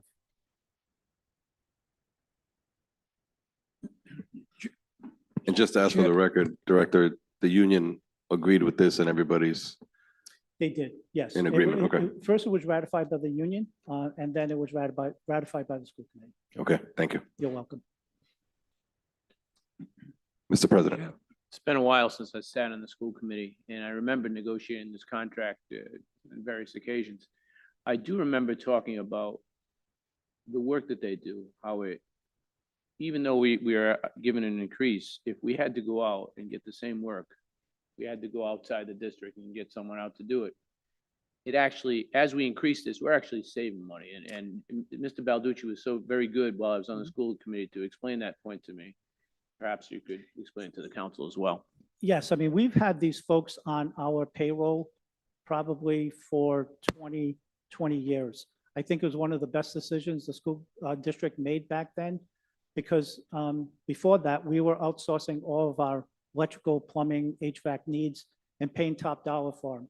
And God forbid something happened on the weekend where you had to call in an emergency plumber to deal with it. Trust me, you're paying top dollar for that service. So we convinced the school committee, again, approximately 20 years, that it made sense to bring on these folks and have those as employees. Because now they're vested in the school system, they take pride in their work. And again, if something happens on the weekend, all you're doing is paying for overtime and not paying $200 an hour to call a ABC plumbing company to come in. Actually, because of our aging buildings, we could use one more of each category, because again, there's always going to be a need for this group. But budgetarily, again, I know that's difficult to add FTEs, but this is one of the areas that actually makes sense if we could increase the personnel. And certainly, if it pleases the chair, if I may just add, just to reiterate what Mr. Balducci said, we realized then, and I'm sure my fellow members who formerly on the school committee would tell you, we realized then that if we outsourced, if we went out, we would have exponentially more money. So as we do increase this line, which I am going to support this evening, we're actually increasing it, but it would be narrow-minded not to realize the value that these workers have for the school, for the schools, and in essence for the city. So I will be in support of this evening. Thank you. Mr. Mayor, please. Joe, I want to keep it very simple. With regard to your 26-27 budget, is this contract affordable? It is again, when we negotiated this contract, we stayed in line with our budgetary, the dollars we set aside for negotiations. That is correct. Yes. Thank So you. this contract can be afforded in next year's budget. Anyone else for discussion? Seeing none, clerk, please take a roll. Councilwoman Graziano? Yes. Councilman Ritz? Yes. Councilman Trafficante? Yes. Councilwoman Baziri? Yes. Councilman Andujar? Yes. Council President Wall? Yes. Wait, I think, did we do a motion to approve, Rose? Okay, we did, okay. All right, moving on. Moving on to the bottom, advice and consent of Mayor Hockman's appointment of Robert Storm as Chair. our finance director. May I entertain a motion to Skip. approve? So moved. Second.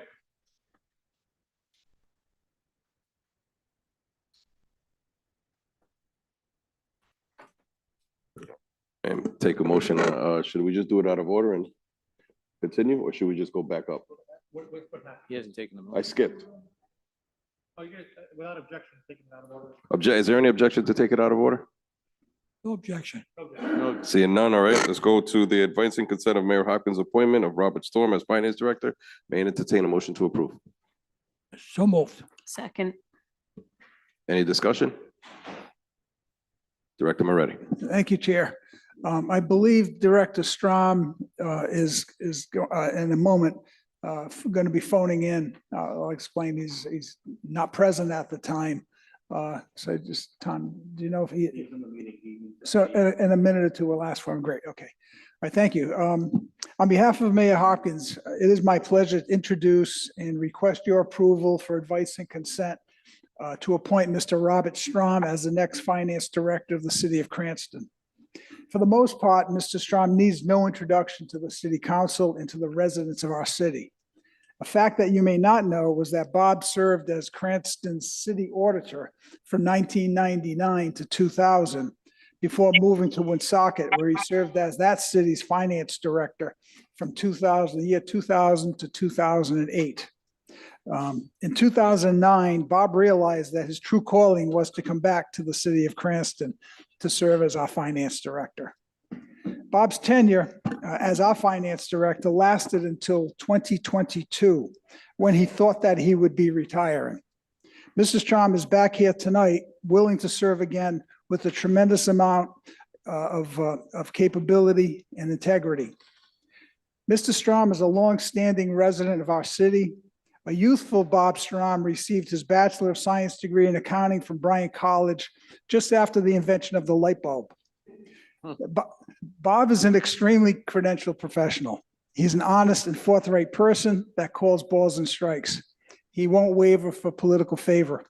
Bob isn't taking this job for financial gain. Bob is taking on this role so that he can help out and make Cranston a better place. He is truly a public servant. The role of the city's finance director is to direct, manage, lead, and help guide our city wisely. The director needs to be sensitive to our taxpayers and residents of all demographics and respect the roles of all those in city government. Bob Strom has proven to do all of these. Bob checks all the boxes to serve as our finance director. In fact, Bob exceeds expectations as our finance director. We'd be fortunate to have him. Cranston has a unique opportunity to acquire the talents, experiences, and character from such a fine individual. Our city deserves Bob Strom. Bob is the right person for the job at the right time.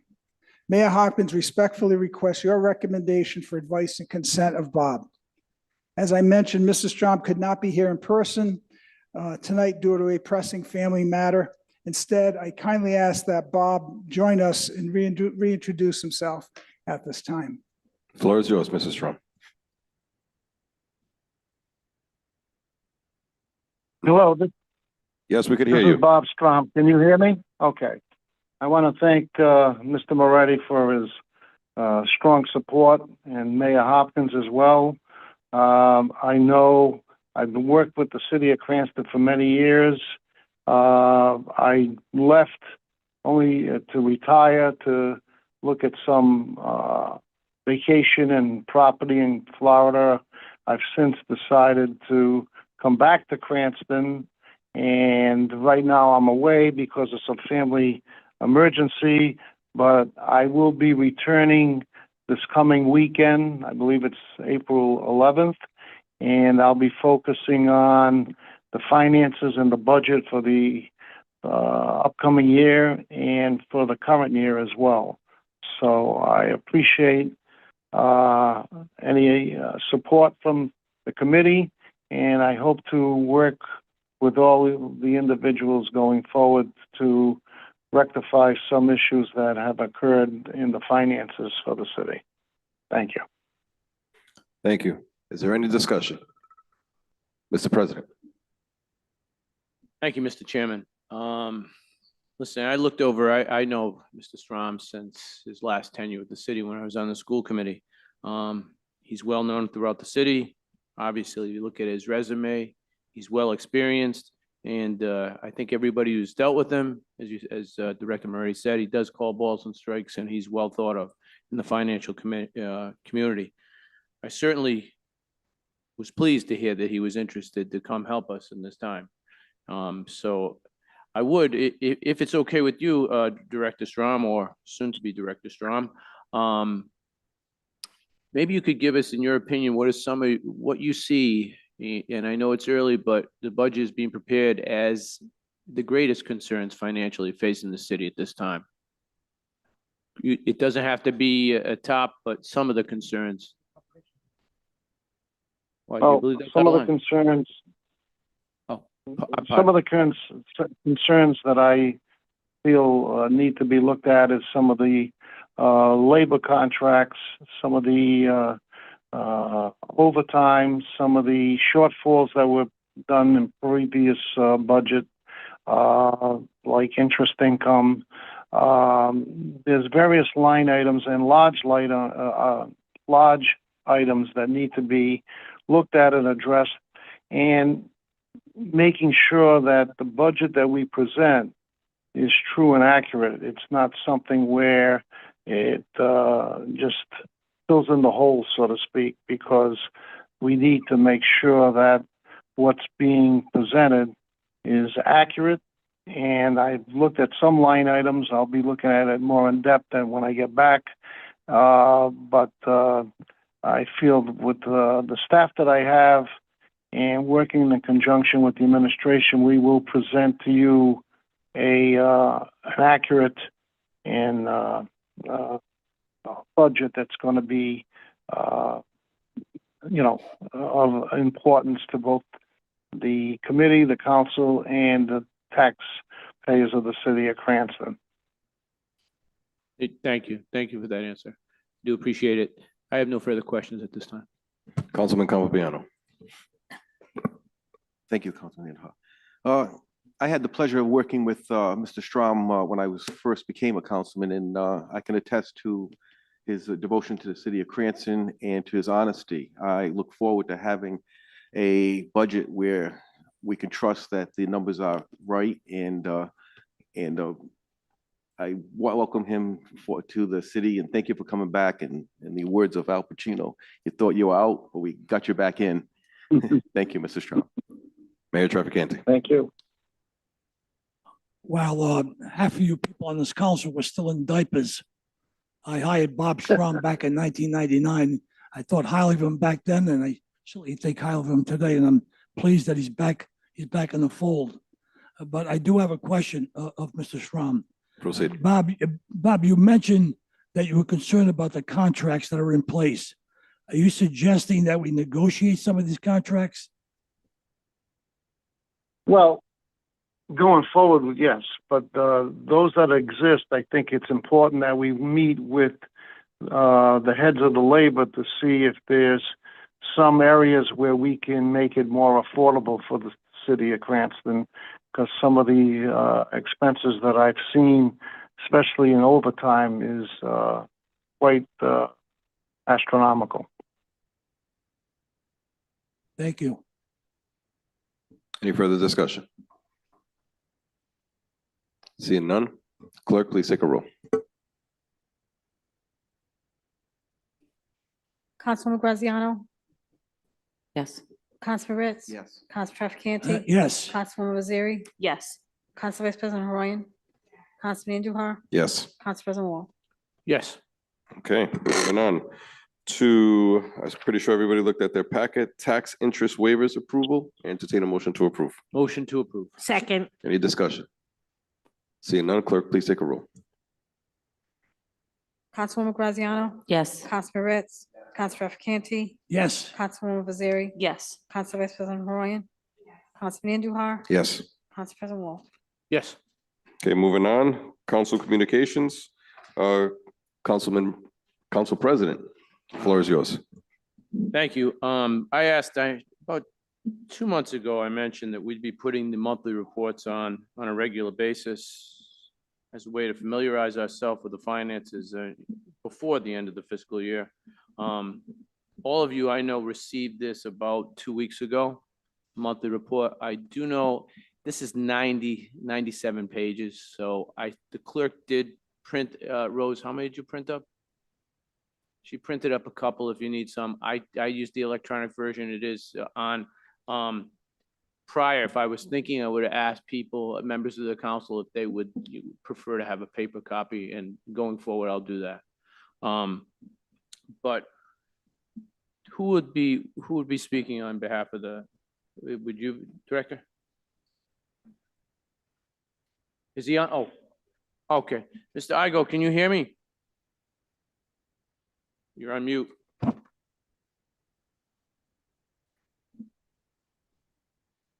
Mr. Igo, if you could just unmute your phone. Chair, just for information, just a reminder, prior to Mr. Strom coming on board, it was working part-time. Mr. Igo is the acting finance director. Yep, thank you for that. Mr. Igo, can you hear me?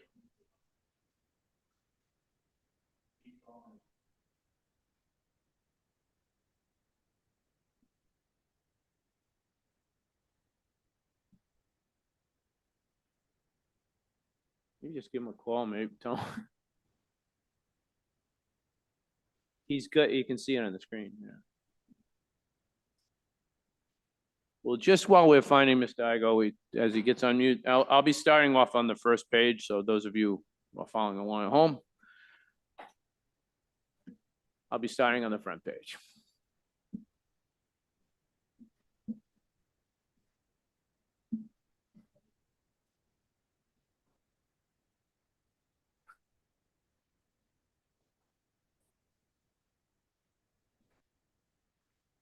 Oh, dear.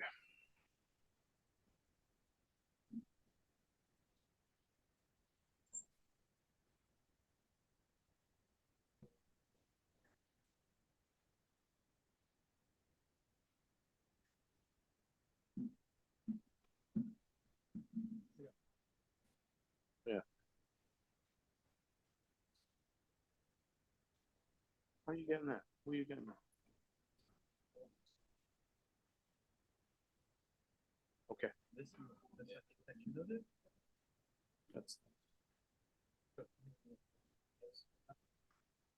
That's right now.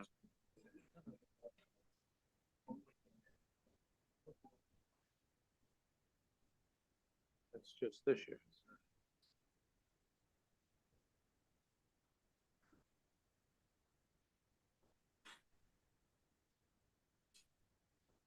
Yeah, that one's fine. That's why we got you.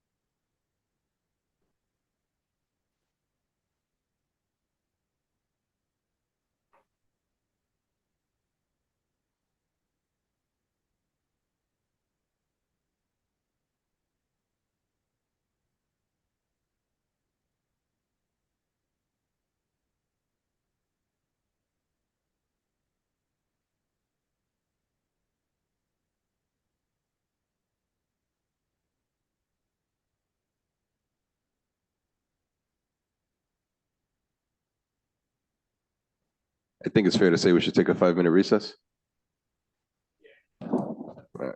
We don't have to do a motion for that, I think, right? No. That's what 8:04.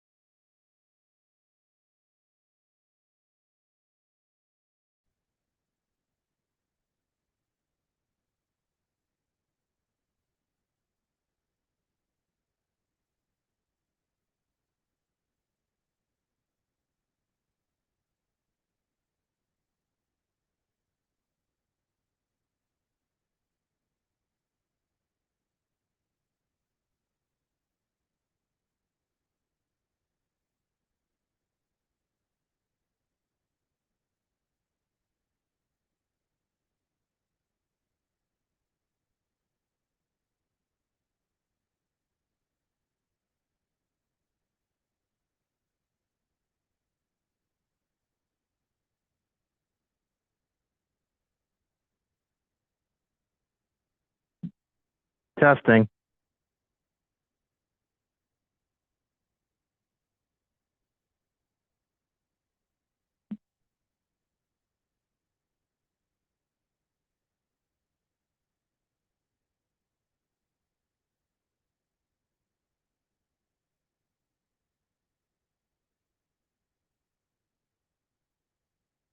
From recess.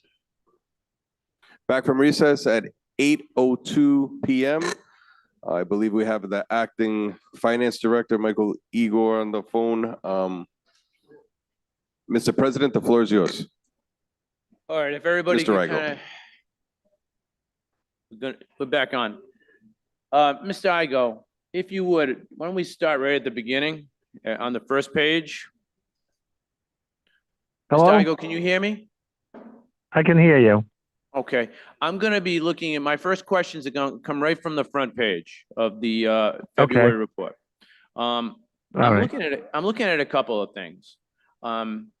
If I'm not mistaken, in the first section where it says, general fund, projected cumulative surplus or deficit.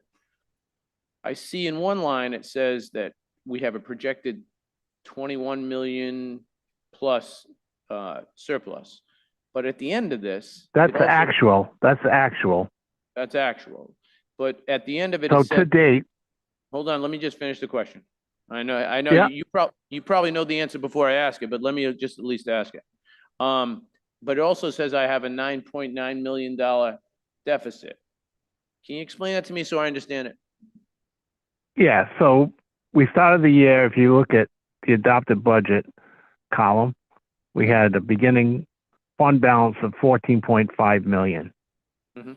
To date, we have a surplus through the end of February of 6.5 million, which equals the 21.1 million. Yep. got that. Projected through June, we're saying that we're gonna have a $9.9 million loss. Of that, 1.625 is a shortfall in revenues and over expenditures of 8.3 million, Okay. for a And that's, total of yep. 9.94 million. Okay, and that's what I'm seeing. So I just wanted to make sure I wasn't jumping to conclusions. So currently, as we're about approximately 3/4 of the way through the fiscal year, we're projecting a $9.9 million deficit for this fiscal year, correct? Correct. Okay. Yeah. Thank you. Could you move on to page 2? And let me Okay. I wrote my notes and I'm using the electronic version, so if I'm a little slow, I apologize. No, it's fine. On federal aid, if I'm looking at that, and let me just get my federal aid. Am I right to assume that we've only collected a little more than 25% of our federal aid, 3/4 of the way through Yes. through the year? Why is That's that? from the school department. The school Okay. department seeks reimbursement from the government for federal programs, and as they collect it, we record it as revenue. There might be issues with the government being shut down or slowed down, or submissions not being done on a timely basis, but that's what we've collected through the end of February. So, and that's certainly not very efficient. If you should have approximately 75% of your federal aid, which is money that the taxpayers paid, it's not, the government's money, it's all of our money. It sounds rather inefficient that we've only collected 26%. So that, I did see that, and it seems like all the other revenues seem to be about, as I look at them, most of them are a little below the 75%, but that one was glowing. Yeah, and again, that's a function of the school department. They submit their reimbursements to the government and then wait for the monies to come through, their grants. And they're pretty much at the mercy of the federal government. I get you. If you would, I'm going to go to page 10. If I can find page 10.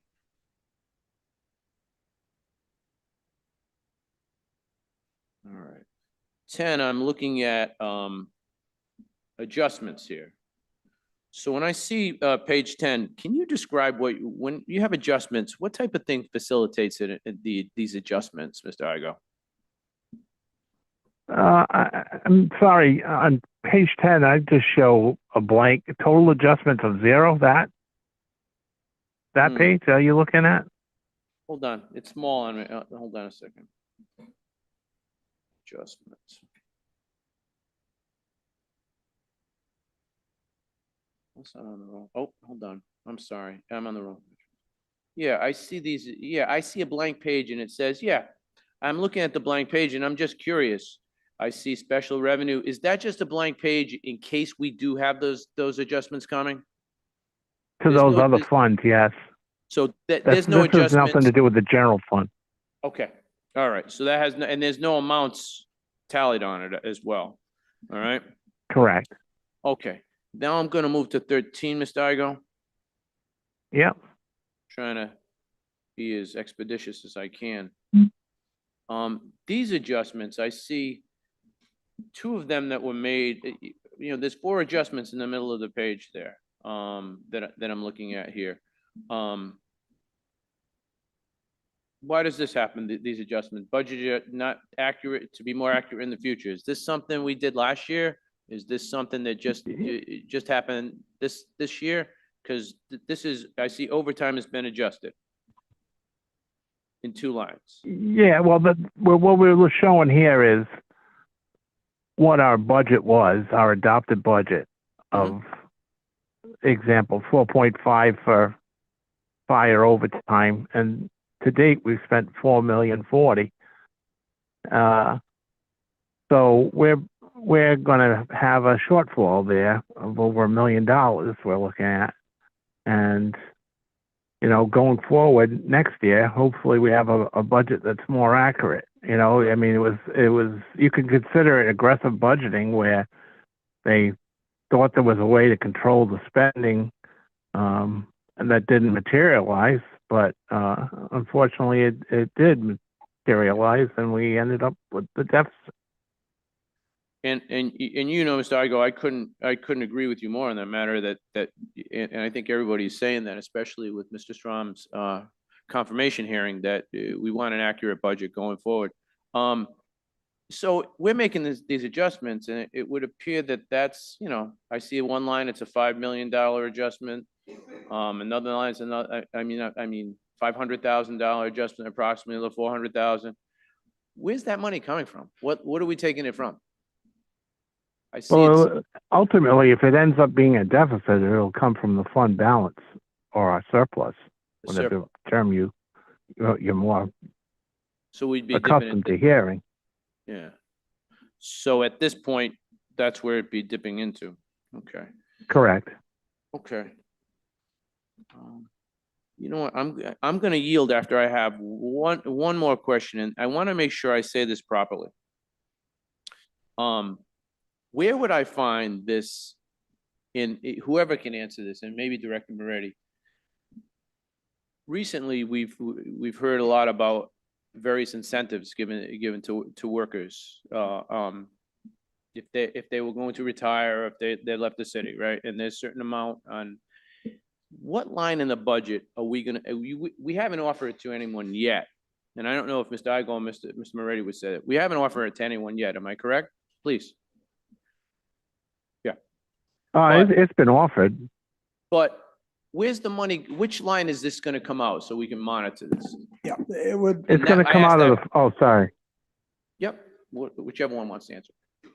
Yeah, where there will be savings, anticipated savings should people leave prior to the end of the year, which means for their particular line item where their respective budgets are charged, it'd be favorable.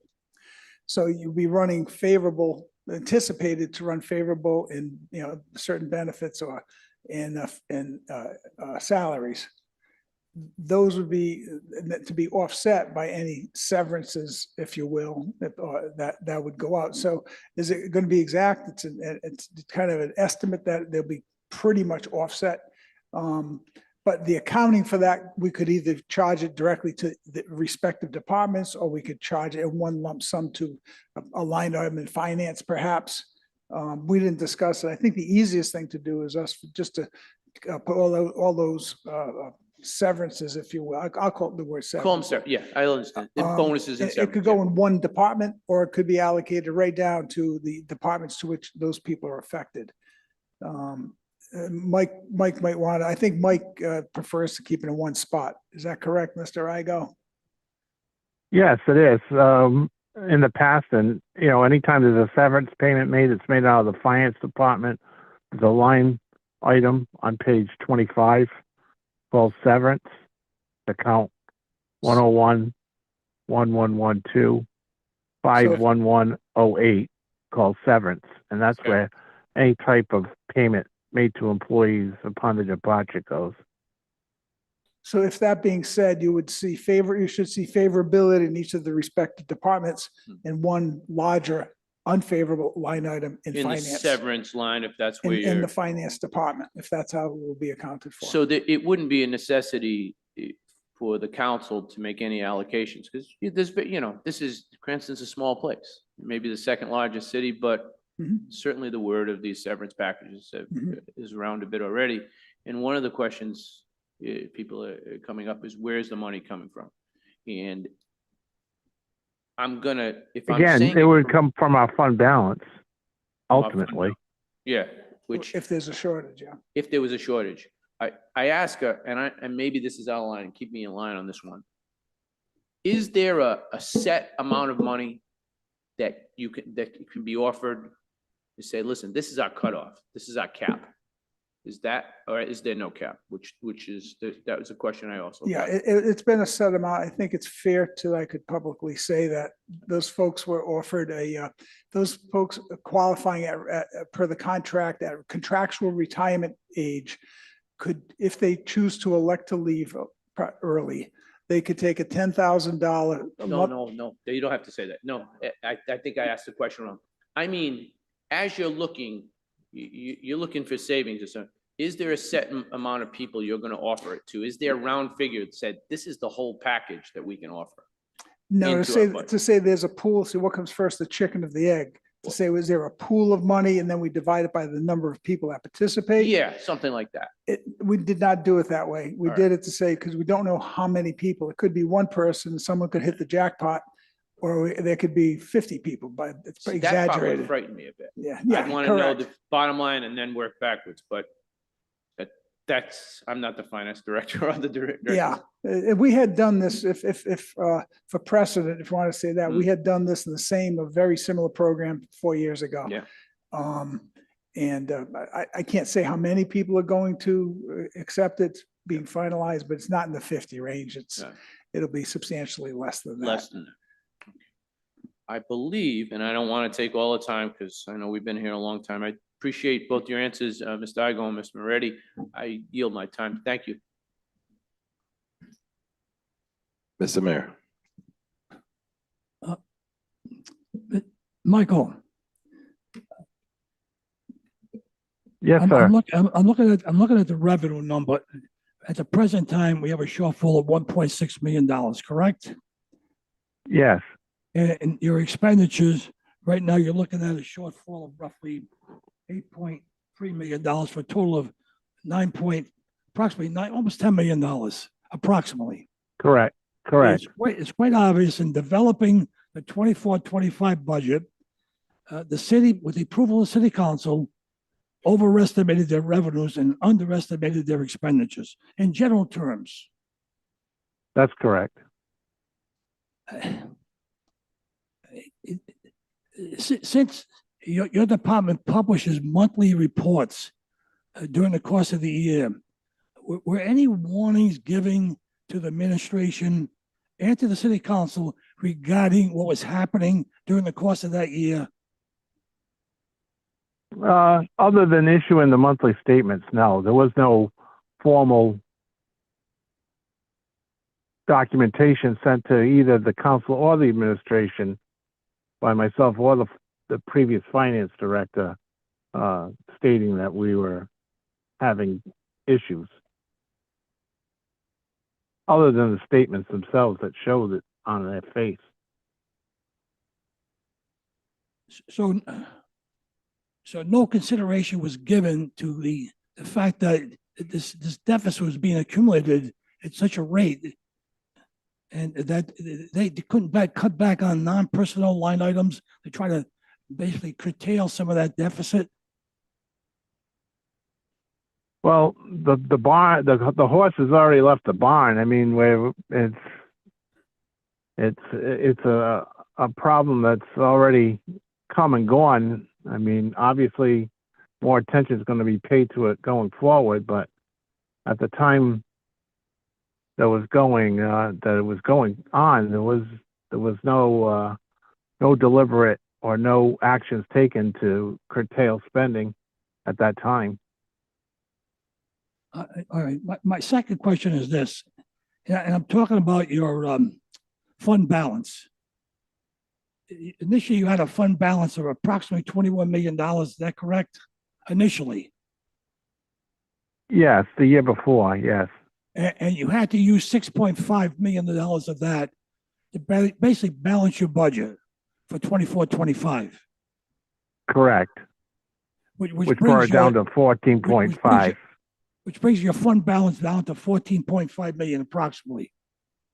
Yes, at the beginning of this year. All right. Was there any concern regarding doing that particular procedure that it would affect your debt service?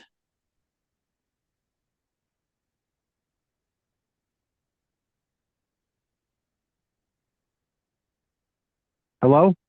Yeah, yes, I asked you the question. Was Oh, any I'm concern sorry, you that- cut out there. What was that answer? I'm sorry, I couldn't hear. Oh, I I'm sorry. didn't catch your question, Mayor. The question is, but by utilizing the 6.5 and reducing your surplus down to 14.5 million from 21 million, was any concern given to the fact that it's going to affect your debt service? Well, we know that it's going to affect the debt service going forward. I mean, we have to try to stop these losses from occurring by budgeting more accurately. So there's a good possibility that our bond rating will be reduced. Not necessarily. I mean, it may, but if we get a plan in place and they see that we're addressing the problem, both myself and Mrs. Strom have had multiple years of working with the bond rating agencies, and hopefully they'll see that we have a plan in place to cure this, say, blip that we've had for the last 2 years now. So I have to assume that in developing the budget for 26, 27, that we're going to try to avoid utilizing any more of the fund balance. That's correct, yes. All right, thank you, Michael. You're welcome. Is there any further discussion?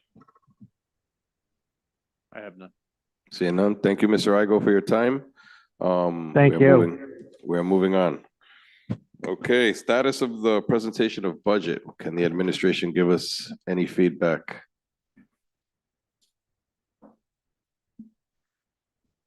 Mr. Chair, in reference to timing and where we stand, are we on target? Yes, are we on target for the 15th or earlier? Let's say we're on target for the 15th, which is, I believe, next Wednesday. Okay. So, yeah, I wouldn't anticipate any earlier, maybe a day, but I would say let's plan on the 15th. Probably we should schedule a meeting for the mayor to give his address at that time. So it's being formulated, final decisions this week, and then putting the package together over the weekend and early next week. Thank you. So if you're going to go the 15th, we are just informing everybody, we are going to start on the 16th and then roll into the 18th. So I'll send a formal email so that way you could get all the troops ready. Thank you. Thank you, Director. 16th, that Thursday and Saturday. I'm not here. I'm not here on the Saturday either. Okay. Yep. Okay, well, seeing that, I guess we're done. May I entertain a motion to adjourn? Motion to adjourn. So move. Second, is there any seconds? All those in favor say aye. Aye. Any nays? Ayes have it. We are adjourned at 8:21.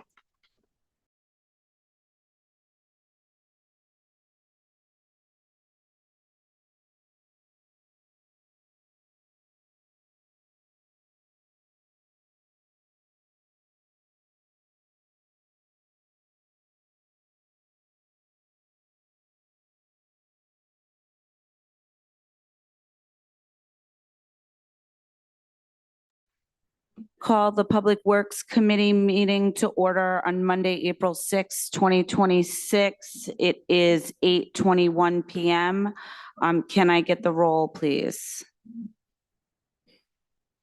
Councilman Andujar, Present.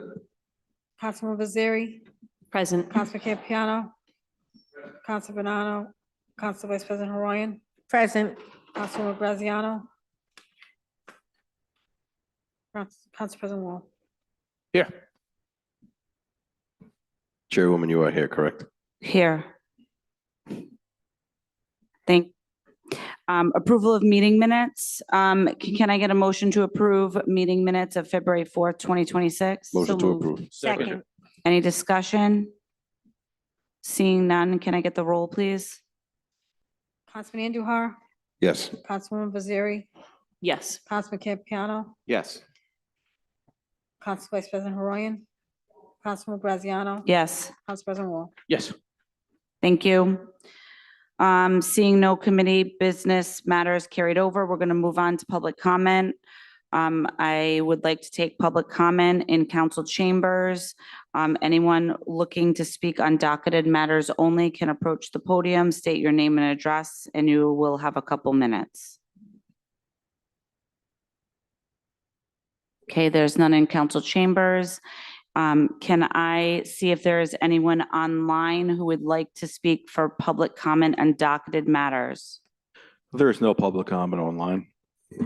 Thank you. I'm gonna close public comment at 8:23 PM. New matters before the committee. We have a request from Narragansett Electric and Verizon for a joint pole location at Broad Street. After viewing the Public Works Director's recommendation, I would like a motion to approve. Motion to approve. Second. Any discussion? Seeing none, can I get the roll, please? Councilman Andujar, Yes. Councilwoman Bazari, Councilman Campiano, Yes. Council Vice President Haroyan, Councilwoman Graziano. Yes. Council President Wall. Yes. We are looking to get an update from Director Correo on the Budlong Pool construction. We had pushed this out from previous winter meetings, and now that we're looking for a spring update. You're all set. Thank you. Frank Correo, Director of Public Works. If I could, Madam Chair, I'd like to start out with the good news, if I could. The good news is the pool house is complete.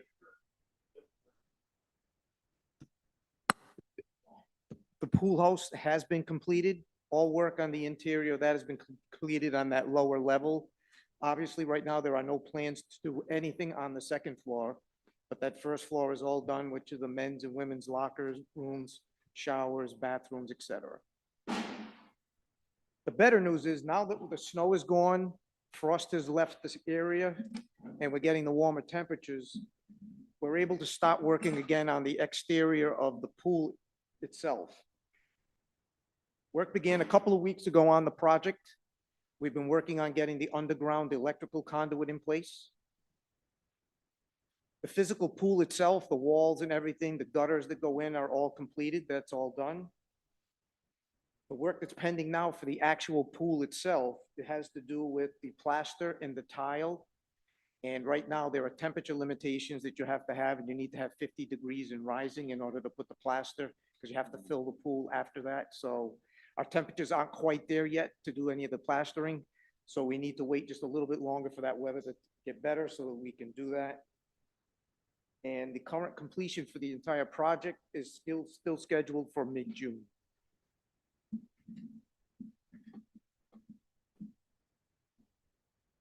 I had a question. Like site work, how site looking? Because my sites are wet and messy. How you guys doing over there? The gravel that we brought in is very drainable, so really it's been pretty good. It has not been muddy at all right now.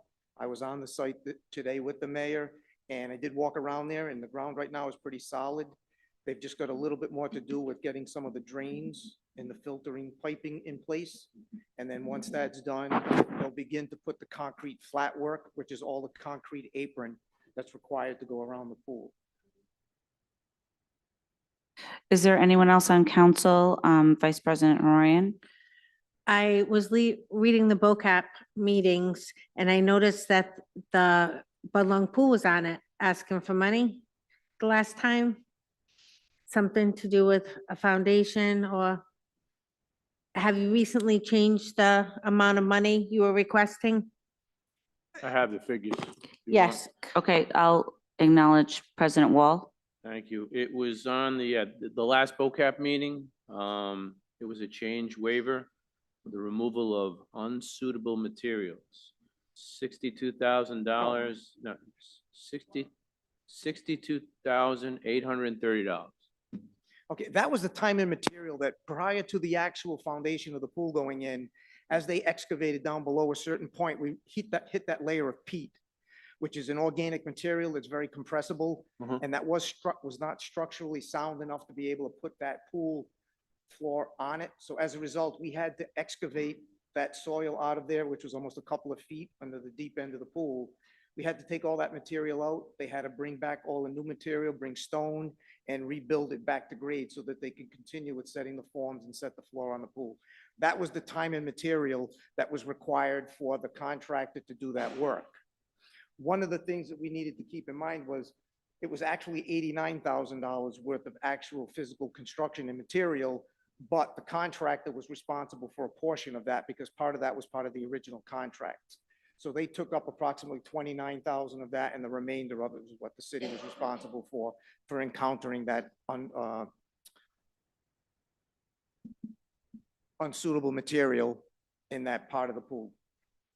And that's actually interesting because like, so in my jargon, they call it unsuitable materials, like contaminated materials. And that's why it costs so much money to get rid of it. If these materials aren't contaminated, they could find a happy home somewhere else. You could, but it's, again, it's peat. It's a very compressible soil. It's not something that's like a good gravel that you could use for fill around foundations or anything. So right now, we currently have the pile of soil adjacent to the excavation for the pool. We're currently working on locating a site where we could bring that material and not have any additional cost as a result of that. Yeah, but when you say unsuitable, it's not that it's, I just want to, I want to put this on the record. That's why. That is correct. It is Okay. not contaminated. It Okay. is only unsuitable. Okay. Okay. President Wall? So Frank, I appreciate you said that the contractor picked up approximately what, $27,000 worth? Yes. What line did the other 62.8 come out of? Again, it was part of the budget that's in the pool itself. So it's not extra, this change order was not extra in the budget, it's within the original budget. Correct. That's basically why. Yes. You know, I know $62,000 doesn't seem like a lot of money, but given our circumstance, it's not a bad idea to keep my eye on it. You know? So that's all I wanted to know. Thank you. Was there, I wasn't here for Budlong Pool, just reminding everyone, was there contingent, like a 25% contingency built into the proposed pool? I'm not aware of that. I mean, we're currently working with the soon-to-be finance director and with Mike Igo. Their focus right now has been working on the budget, so I have not been able to sit with them to come up with the numbers for the pool. But as soon as that's done, I'll be able to provide those numbers for you. Yeah, I'd love to know so we can kind of see, maybe we could get like the original breakdown of what the costs were and see if there's a contingency built in. Councilman Andujar. Director, are we on time to open? Do you see are you forecasting any hiccups, hula hoops? I do not have a crystal ball, but right now we are pushing the contractor. He knows the date he needs to get that pool completed and open. And like I said, right now, based on the current schedule that was provided by the contractor, it is mid-June. Thank you. Vice President Ryan. I know it's maybe not your fault, but I think we're gonna have to put Public Works and Budlong Pool on every meeting again. We're not getting updates, and to see this on Book App when we've asked repeatedly from administration to get updates and we're not receiving them. Put that on the record.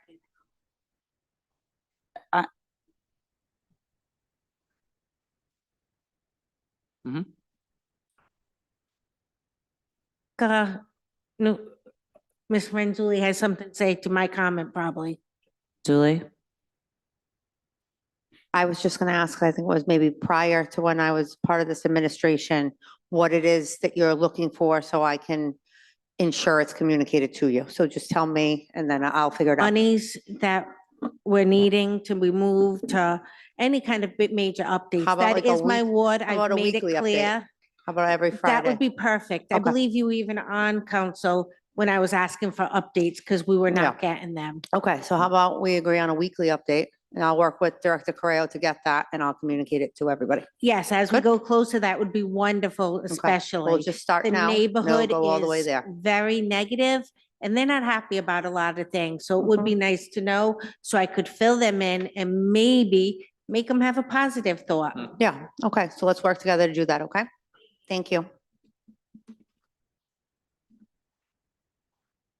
Manandahar? Director, what's on this pool? Because I'm getting like, oh, but like they're saying it's not this, it's not that. What's actually on the whole pool area? Like, what structures are coming in? Is it called like a Budlong Park or is it Budlong Pool and it has 6 splash pads, 3 basketball courts? What is it? No, no, right now, the current splash pad / pool, it's really a pool complex. The mayor's vision for this is to have the pool and to also include putting in a splash pad so that some of the younger children will also have the opportunity to utilize the area adjacent to this pool if they're not able to or did not want to go into the actual pool itself. What was the number on the splash pad costs? The current bid price on the splash pad was $306,000. Need that money. No splash pad. So for future, sorry, Madam Chair, we should put Budlong Pool Complex.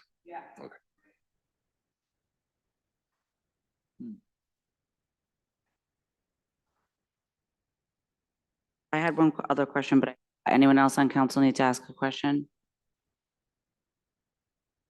Okay, I think we're good, but it sounds like we're going to have this on every agenda. I know you're excited about that.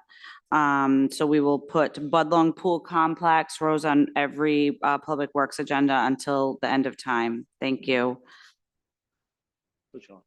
I'm seeing no other business on the agenda. Can I get a motion to adjourn? Motion to adjourn. Second. All those in favor? Aye. Yay. Adjourned at 8:33 PM.